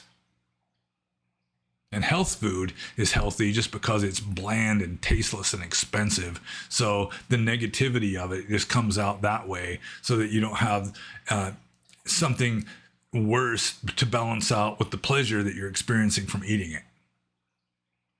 But like the energy drink that I drink, I mean, it's got real sugar in it. It's not that high fructose corn syrup you hear so much about. I mean, it's gotten to the point in the West where if it has real sugar in it, it's practically health food, as long as it doesn't have the corn syrup. So, worrying about getting diabetes. I mean, worry is unskillful. I mean, it's bad karma. Worrying is worse for you than eating sugar. So, I think I'm just going to move on to the next question. Also from PSA. Should Alberta join the US? No, I think we should just set up Alberta as a kind of buffer state. A satellite, maybe. But I don't know really that much about Alberta. The only part of Canada I have any experience with would be British Columbia, because I lived just like 20 miles from the Canadian border, like in the Pacific Northwest. So I've been to like Vancouver, BC many times. Like when I was a college student, the drinking age in Canada was 19, whereas the drinking age in Washington State was 21. So we'd cross the border and just tie one on many times when I was in college. So should Alberta join the US? I don't think so. And it might really mess with the flag to have like an extra star added. I wouldn't mind Greenland becoming a territory, though. Maybe we could just turn Alberta into a territory like Puerto Rico. But there's just too many Canadians living in Alberta. Anyways, I'm just going to move on to the next question, which is from Dama River. And this one's kind of similar to PSA's first question. He says, why are men so unbelievably naive and utterly clueless when it comes to women and female nature? It's just painful to watch men repeatedly get played, manipulated, scammed, betrayed, lied to, cheated on, and brought to poverty, homelessness, and self-deletion over and over and over again by a woman. All of my heroes have fallen. The only one that didn't fall was the Buddha. Well, I mean, there's lots of things I could say about this. Like, for starters, up until relatively recently, it tended to be mostly the other way around, where it was the women really did not have the culture or the government protecting them against abusive husbands who, like me and my woman, I mean, the man is much more powerful than the woman as a general rule. So, I mean, there have been many it's happened both ways, but still, considering that men are more aggressive and physically powerful than women, all it takes is just, a certain percentage of just asshole, brutish men to just pound on their wives, pound on their kids, just beat them up whenever they're in a bad mood, that sort of thing. I mean, that has happened more over the history of the human race than women. Let's see, men getting played, manipulated, scammed, betrayed, lied to, cheated on, and brought to poverty, homelessness, and self-deletion over and over and over. I mean, it goes both ways. And this is just sort of like MGTOW stuff of men who do not have the full complement of testicular fortitude to deal with women. Like another story my father used to say was about when he was living in Alaska. He was shacked up with an Eskimo squaw named Nellie Unsk. And Nellie Unsk was not fully civilized, let us say. This was like back in the 1950s, probably. Alaska had very recently become a state instead of just a territory. And one day my father came home late for work, and it was totally innocent. He had to help his friend start his car or some such. He comes home late for work. He finds Nellie Unsk standing in the house, bare-ass naked with a butcher knife in her hand, and she is pissed off to the point of being homicidal. She accused him of being unfaithful to her. That's why he was late for work, supposedly. And she immediately just lunged at him and literally tried to kill him with a butcher knife. My father, on the other hand, was a big, powerful guy, skilled at fighting. And so the hand that was holding the butcher knife, he just grabbed a hold of her wrist. But he said she was able to cut up his wrist fairly well by doing this kind of stuff before he finally disarmed her. But by the time he finally disarmed her, she was already like pinned to the floor, bare ass naked. So he thought, might as well. So he went for it. And he said that this half wild Eskimo woman, he'd never seen any woman so aroused ever by being screwed in the middle of the floor in a puddle of blood. But that's the kind of attitude that wins with women. If you're just whining about, oh, women, they just take advantage of men and all this and that, forget it. You're a beta. But my father just didn't want to live without a woman, and so he just put up with it. He was married 5 times. At least the 5th one worked. He stayed married to her for the rest of his life.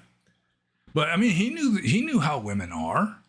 It's like, some of his sayings about women, it's like, my father used to say, you can come home from work and find your wife making love in the middle of the kitchen table with a peg-legged Negro cab driver, and within 5 minutes she'll have it all twisted around so that it's all your fault and you're a no-good son of a bitch. I mean, he knew what women were like, but that's just the way it is. It's kind of counterintuitive to me. It's just kind of strange that men and women, I mean, obviously we are evolved to cohabitate. You know, it's like, why is it that there's such a difference in mentality between men and women that it creates this friction? You'd think after 1,000,000 years, men and women would have evolved a more smoothly running symbiosis so that there's not this friction between the female point of view and the male point of view. But that's just the way it is. So, if you want women, and most alpha Chad types do, then you just learn how to deal with it. So, let's see here. Let's see. Did I answer the question? I think I did. Why are men so unbelievably naive and utterly clueless when it comes to women and female nature? I mean, you don't have to be naive and utterly clueless. Sometimes you just think, well, that's the way they are. It's worth the effort.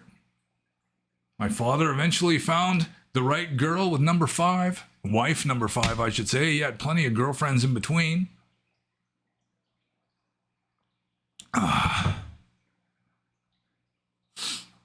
see here. I think there's another question about women coming up, so I'll save another little gem of wisdom for that one. But yeah, Dama River, he seems like a MGTOW, maybe even well, let's see, MGTOW to say the least. So let's see here. I guess I answered that question. So I think I'm just going to move on to the next question. This is from Master Po. And Master Po says, you say that Buddha says no view. Even no view isn't correct. Once one sees impermanence, no view, non-attachments, is it a free fall and nothing to hold on to? When I ponder these concepts, precepts such as mindfulness, non-attachments, no views, I do get a feeling of freedom. Well, I do not fully understand this. I think there may be some sort of grammatical glitch in this question. He says, you say that Buddha says no view, even no view isn't correct. Once one sees impermanence, no view, non-attachments, is it a free fall? No, I mean, it depends on how you look at it, I suppose. I mean, if you're fully enlightened, then really there's nobody there anymore. But I don't know why he says, you say that Buddha says no view, even no view isn't correct. I mean, I'm not sure why he said that part. And that's like the beginning of the question. So it's kind of got me confused as to what exactly he's getting at. Once one sees impermanence, no view, non-attachments, is it a free fall and nothing to hold on to? So I guess that's the actual question. Yeah, I mean, there's nothing to cling to.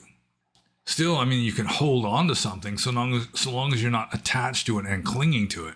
If you got to pound a nail, you hold on to the hammer, but you don't cling to the hammer. You don't start insisting upon the hammer be this way and not that way, that sort of thing. In fact, you might not think about it at all if you have no view. You wouldn't have any kind of metaphysical view regarding that hammer, or to assume that that hammer is real other than just in order to get the job done. So in a way, it's kind of a free fall, but I mean, in a way, it's also a state of mind that cannot be put into words. And this is like, I mean, continually, almost, I wouldn't say it's every single Q&A, but it is a recurring, very common theme where people are like asking me about the mental states of a fully enlightened being. And I just, again and again and again, I'll just point out that you can't second guess a fully enlightened being. You can't even put it into words. Even if you're a fully enlightened being, you can't explain it to somebody else. It just doesn't work that way. So I think I'm just going to move on to the next question. This is from Alfred, who goes by the alias of Fred. And Alfred, or Fred, says, can I make any progress without following all the man-made rules in the Vinaya? Well, sure you can. I mean, Vinaya applies only to monks anyway. Maybe he's throwing in 5 or 8 or 10 precepts as also man-made rules, but sure. I mean, you don't have to follow rules to be a virtuous person. I mean, if you're really a wise and virtuous person, you don't even want to kill animals, for example. You derive no pleasure from cruelty. You know, it's kind of like some spiritual teachers, especially nowadays, but I think Paul of Tarsus was kind of like this too, where it's saying, I mean, so long as you're like in a spiritual mode, you don't have to follow rules. And the Buddha was teaching something like this in very early times, very early on in the Buddha Sasana, like the Atthakavagga warns against following rules. So, I mean, if you're just sincerely practicing Dhamma and you're trying to be as awake and as wise as possible, then you're not going to be like stealing and lying and this kind of thing. It's just the virtue is like a side effect. So, yeah, you can make progress, definitely, without following all the man-made rules in the Vinaya. I mean, some of the rules are just obscure, and I mean, the opportunity to break the rule hardly ever arises anyway. Nowadays, it's very rare for a Buddhist monk to commit the ecclesiastical offense of giving food with his own hands to a naked ascetic. for example. So, I mean, just because you don't follow man-made rules doesn't mean that you're just going to be murdering and raping and lying and stealing. It's just naturally, you just don't want to do that. So, I hope I answered that question. I mean, if you break the rules, you are, killing and raping and lying and stealing, then even then you can make some progress. I mean, you may get some insight into seeing the effects of your actions. You just keep getting into trouble over and over again. Bad things keep happening to you over and over again when you do this stuff. Then you might start making this connection. It's like, oh, I shouldn't do that, which is a kind of progress. So even if you're like being just wantonly immoral, still you can make some progress just through like a kind of like Dionysian wisdom, or just, getting insight into seeing, realizing what it is you're actually doing. You tell a lie, you feel funny when you tell a lie, then even though you're telling a lie, you're still sort of getting some kind of insight. It's not just pure akusala. You're getting a certain amount of wholesome karma at the same time, just sort of added to that. Or like there was the question recently about, the person who thinks that, like killing animals is fine. They're like a Christian. It's not a sin just to go fishing and kill conscious beings, that kind of thing. But it's like, if you know that it's like unwholesome or, immoral, unethical, then, or you just feel that, killing a fish is, it's like you're killing a part of yourself. In a way you are. Then you'll have compassion for the fish. You're just like, there's that movie, The Gods Must Be Crazy, about the bushman who kills a gazelle or something. And he's like apologizing to the gazelle. I'm sorry I have to kill you, but I got to feed my family. That kind of thing. So, I mean, that kind of immorality has a little bit of morality mixed in with it, which is one of the reasons why a person who does something wrong, knowing that it's wrong, may not be doing as bad as someone who does something wrong thinking that it's a good thing to do. If you killing an animal, you just feel that it's not right to do it. But it's like your duty, or you're starving, you gotta feed your kids or something, then you're gonna have a certain compassion. You might make an effort to kill the animal more humanely and painlessly, and you might even be like apologizing to the animal. I'm sorry, I gotta do this. It's gotta be done.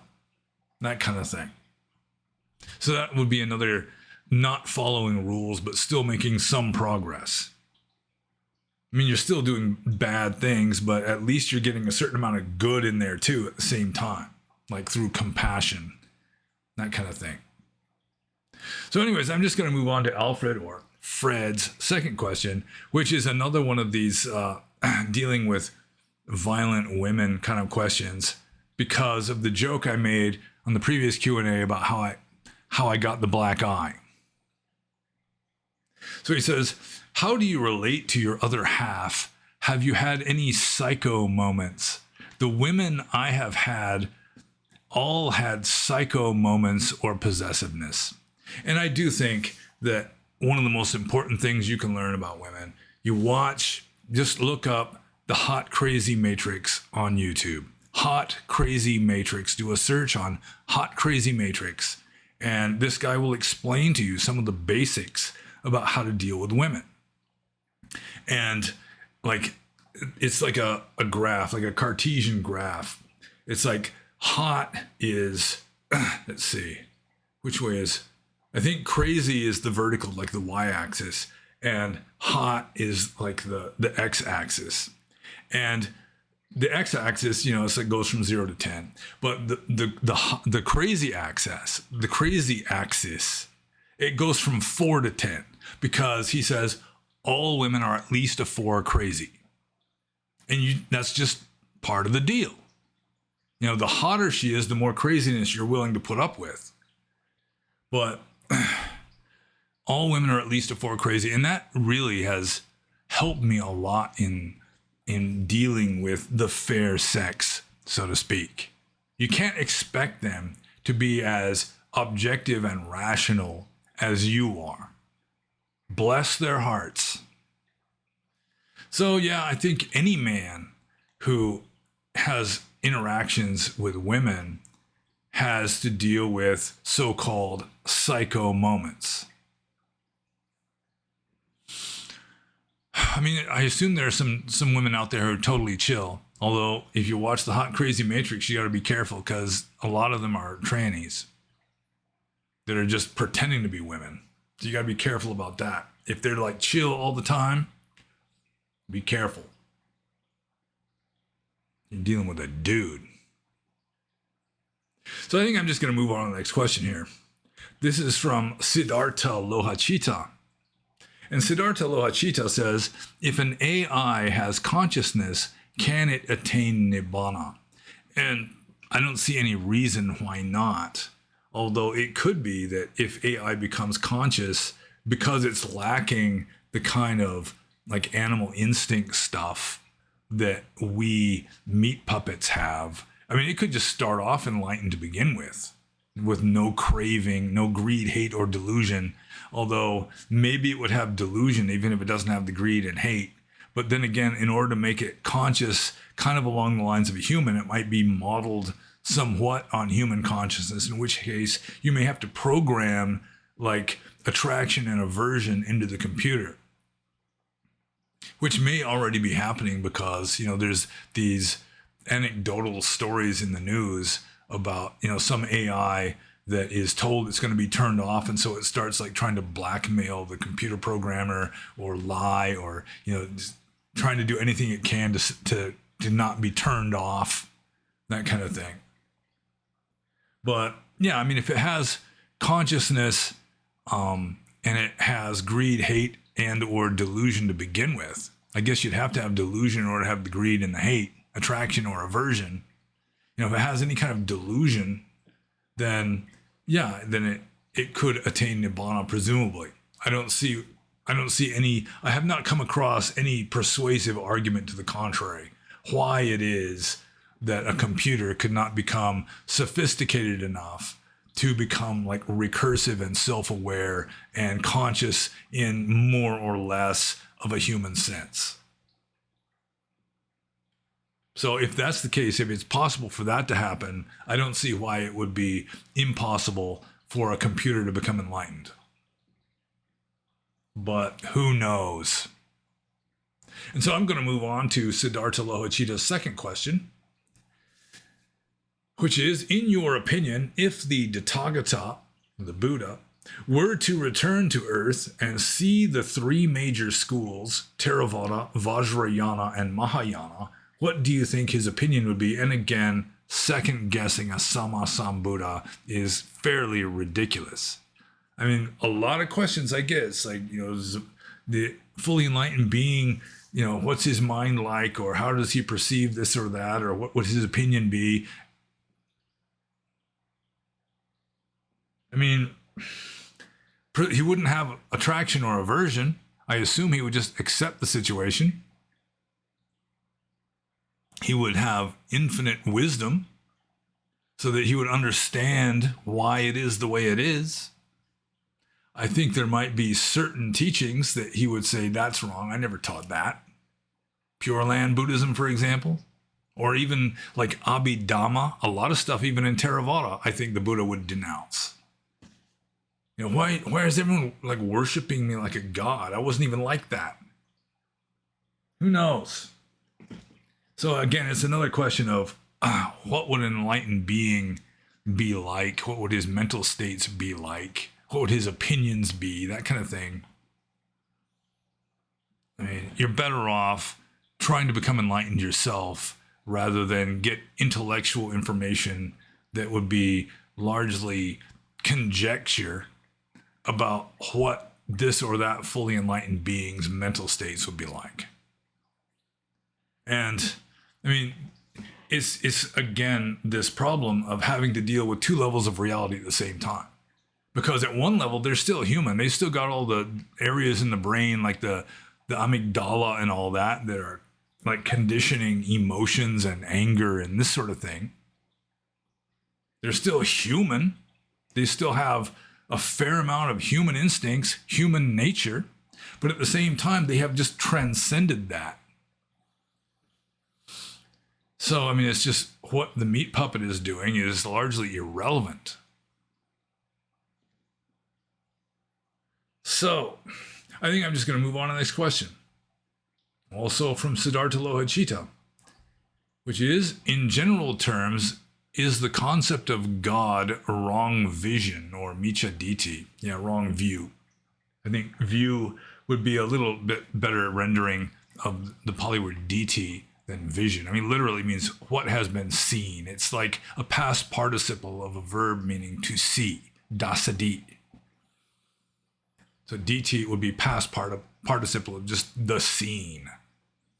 But it came to mean something essentially like view in English, the view. Not the TV show, mind you, but just like an opinion, a conceptual point of view. So, is the concept of God like wrong view?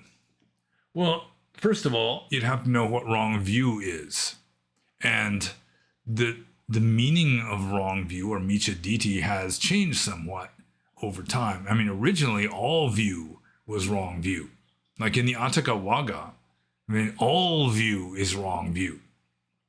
And the commentarial tradition had some real problems trying to explain that away. But diti, or like in Burmese, deiti, it just has this implication that it's going to be wrong view. That just seeing view in Pali has come to mean wrong view. You don't even have to add the miccha before dt. That just dt or view is seen as wrong view. That's just tradition has started adopting it that way because originally all views were wrong view. You didn't even have to say miccha dt. You didn't have to say wrong view. Just view was bad enough. So in that, I mean, going with that, the concept of God would certainly be wrong view. The concept of no God or atheism would also be wrong view. Just any view would be wrong view. Any kind of conceptual opinion would be wrong view. So, the Four Noble Truths would be wrong view from that point of view. But you want to go with a later definition of wrong view. That would be just what goes against Orthodox Theravada, what is not in harmony with Orthodox Theravada. Then, yeah, the concept of capital G God would be wrong view. I mean, believing in like Devas and Brahmas, lesser small g gods. I mean, if you think that they're ultimately real, that would still be wrong view. Because anatta, no self.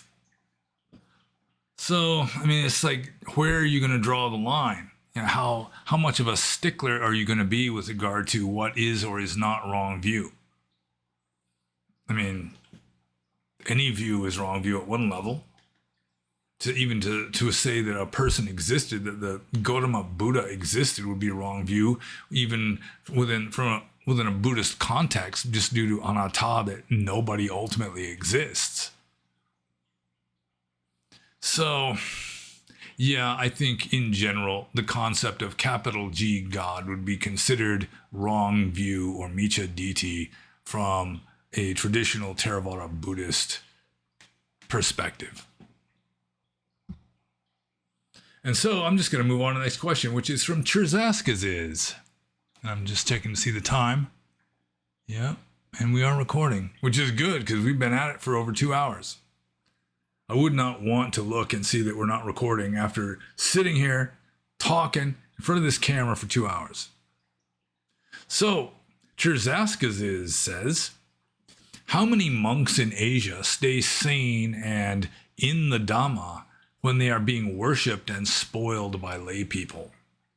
And it is true that, like in Burma, I can't speak for Thailand as much. I assume it's not so different there. But in Burma, like a famous Seattle especially, is just deferred to. He's treated like a king. He's treated like he's always right. Nobody dares to disagree with him until most of these Seatos just start assuming that they are always right.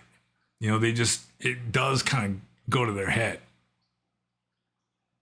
I remember one time going to see, what was his name? Shui Hintha Seato. He was like the leader of the Shuijin school, or Shuijin Gain, Shuijin sect of Burmese Theravada Buddhism. He was over 100 years old at the time. And I went when he was having his meal. And he's sitting at this table with just this spread, this huge, spread of different kinds of food. And there were these three older men wearing white shirts that I wouldn't be surprised if they were like generals or colonels. They're big shots. And one of them is just fanning him.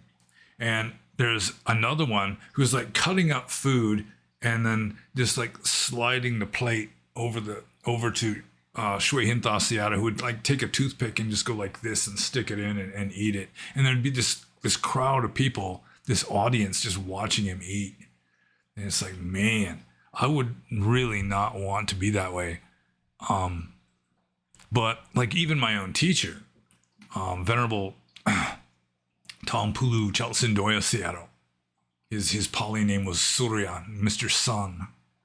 And he had been treated like a small g god, or like a king, some minor king, for so long that he did kind of have that mentality. Like, he would not accept food from a person who didn't take their shoes off first. He wouldn't accept food from a woman who didn't have the Tibet, or it's a kind of scarf that they put over one shoulder.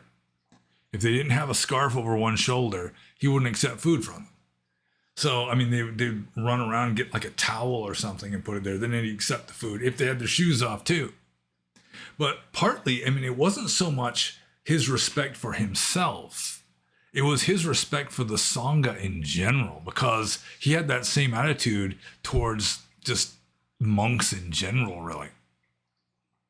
He was just born and raised in Burma. He probably became a monk he became like a novice when he was a child. He was just raised in Theravada Buddhism, from the get-go. And he just had a very high regard for the Sangha. And he was a member of that Sangha. And so in a way, it was just kind of like respect for the position more than respect for himself personally. It was, there was no doubt some ego involved. But still, I think by and large, it was just his respect for the Sangha that he had since before he was in the Sangha. And he was just a representative of that. And just so he had to have a certain dignity just because he was a member of the Sangha. So, how many monks in Asia stay sane and in the Dhamma when they're being worshipped and spoiled by lay people? It's hard. I couldn't really come up with a number, like a percentage. A lot of monks in Asia, they're not really in the Dhamma to begin with, regardless of whether they're spoiled and worshipped. So there is that. Probably the majority of monks really are not particularly conscientious and not really trying to become enlightened in this very life, for example. That would be most monks. They've kind of failed the in the Dhamma requisite, regardless of whether they're spoiled and pampered by lay people. But I assume there are some, especially when they start, they're deferred to so much that they start kind of seeing themselves as infallible. And, a lot of like real life political leaders are the same way, especially if they're autocrats, like dictators, that everyone's agreeing with them so much that they just assume that they can do no wrong. Like the Führer, for example, who he had some spectacular right decisions that caused him to just think that he could, he couldn't mess up. And then he wound up messing up. So let's see. Yeah, I really could not come up with a percentage. And still, like I was saying, most most monks would fail the cut regardless of whether they're worshipped and spoiled. They're just not in the Sangha for really the best reasons.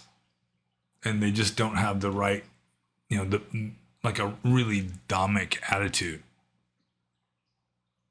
It was kind of like medieval Europe and like Catholic monks. They were notorious. Medieval Europe, modern Burma is similar to medieval Europe with regard to religion. It's like the people have just unquestioning faith. They're just true blue, unquestioning, devout religionists. But on the other hand, and also you've got a few really saintly, wise monks and nuns. A few, just genuinely saintly and wise. But the majority of the monastic orders, the clergy in general, are corrupt as heck. And it was that way in medieval Europe, and it's still pretty much that way in modern Burma. So, yeah, the being worshipped and spoiled just kind of makes things a bit worse, but that's not even the main problem. So I'm just going to move on to the next question, which is Siovaksh and Sipat Zidana's first question, and he is the last questioner of this Q&A. And he's got 3 questions. So, Siovaksh and Sipat Zidana's first question: how did the Buddha overcome old age, sickness, and death if he literally got old, got sick, and died? Well, first of all, he overcame old age, sickness, and death by getting off the wheel so that he stopped being reborn after he died. That's like the long view. That might be the most orthodox view. But also, like I keep saying, he ultimately didn't exist. And when you become enlightened, you fully realize that. You just transcend the whole meat puppet thing. So you transcend it that way, and so you overcome it that way also, even before you die and don't get reborn. So I'm just going to move on to Siovaksh and Sipat Zidana's second question, which is, you have said that before that mythical characters such as Jesus, Hercules, or Krishna were probably based on someone real. Do you think the same is true of Amitabha? Well, even to call Jesus a mythical character, I'm sure there are a lot of people that would go along with that. But Jesus was, he lived in historical times, and I think it's pretty likely, I just got something in my eye, pretty likely that there was a Jesus of Nazareth, even if, most of the words attributed to him, most of the actions attributed to him in the New Testament are like legends or like attributed, came from somebody else and were attributed to him, that sort of thing. Heracles probably was some sort of Dorian warlord. Krishna, possibly some kind of, ancient Indian, very early ancient Indian Vedic kind of, military hero kind of a person who got deified, just as Hercules got deified. But Amitabha, or, like Avalokiteshvara, who underwent a kind of transition into a female form with Kuan Yin. Yeah, I kind of doubt. He's not even supposed to live on this earth, Amitabha. He's out in some other realm somewhere, some cosmic realm. So,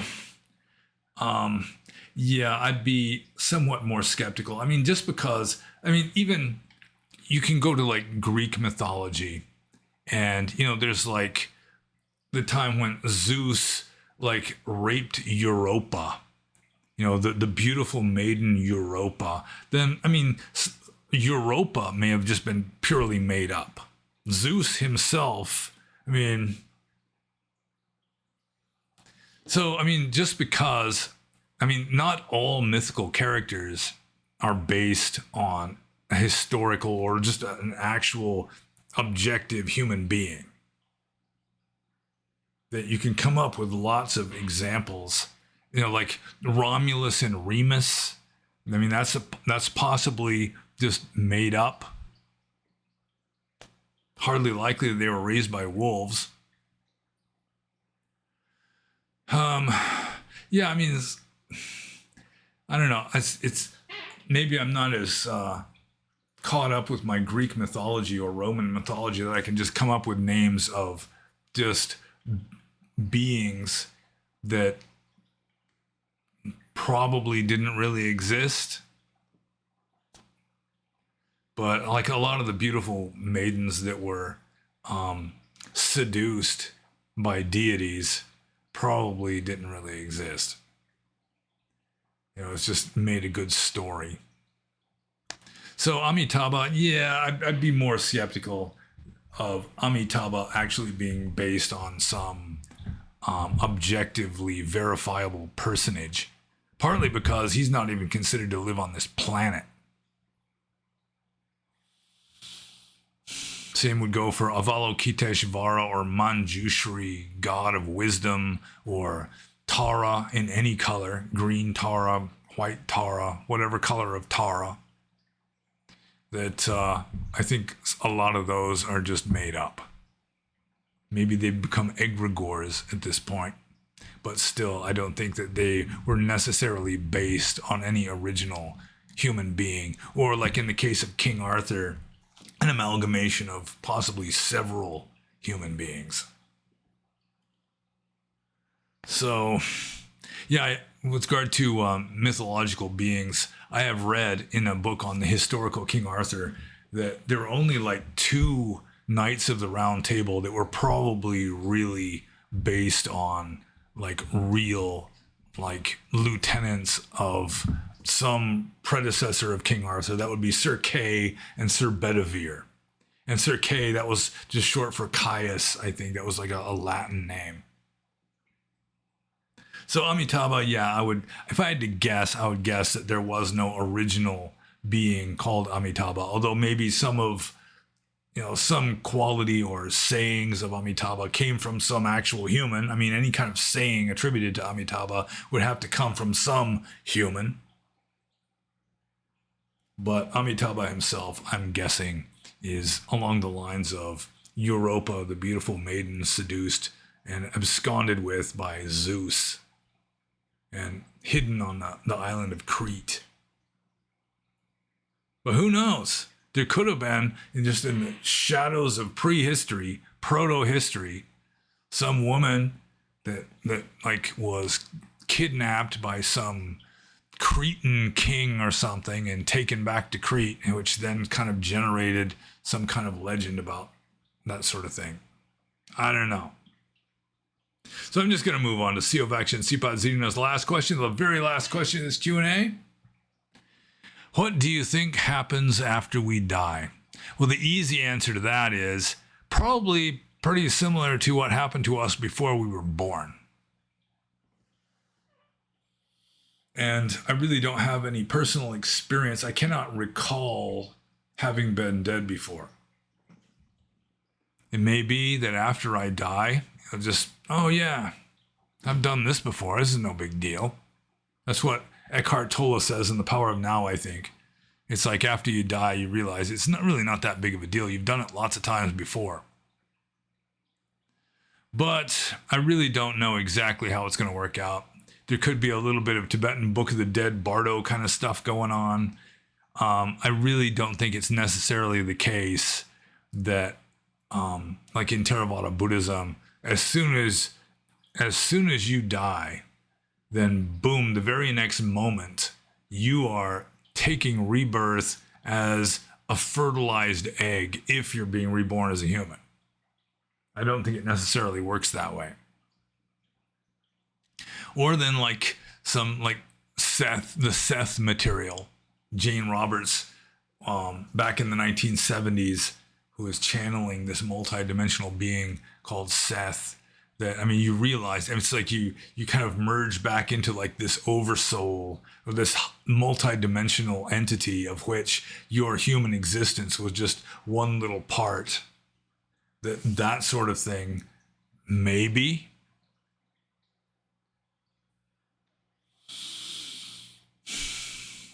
So I think that the easiest and best answer, where I'm not straying into speculation, is just what happens to you after you die is essentially pretty much what happened to you before you were born. And so I guess I'll just leave it at that and call it good. And this is a relatively short one, less than 2.5 hours, which is kind of nice. I got the remainder of this Saturday evening to spend with my lovely woman.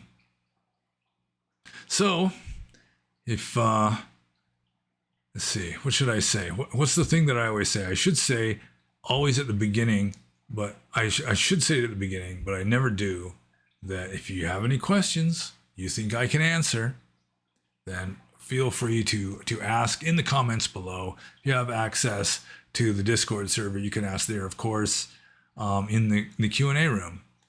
And see what else. No more than 3 questions per person per episode, please. And subscribe if you haven't done so already. Like if you liked. Don't like if you didn't like. And be happy. And I think that's it. Now I gotta kind of lean forward and hit the stop recording button. Like this.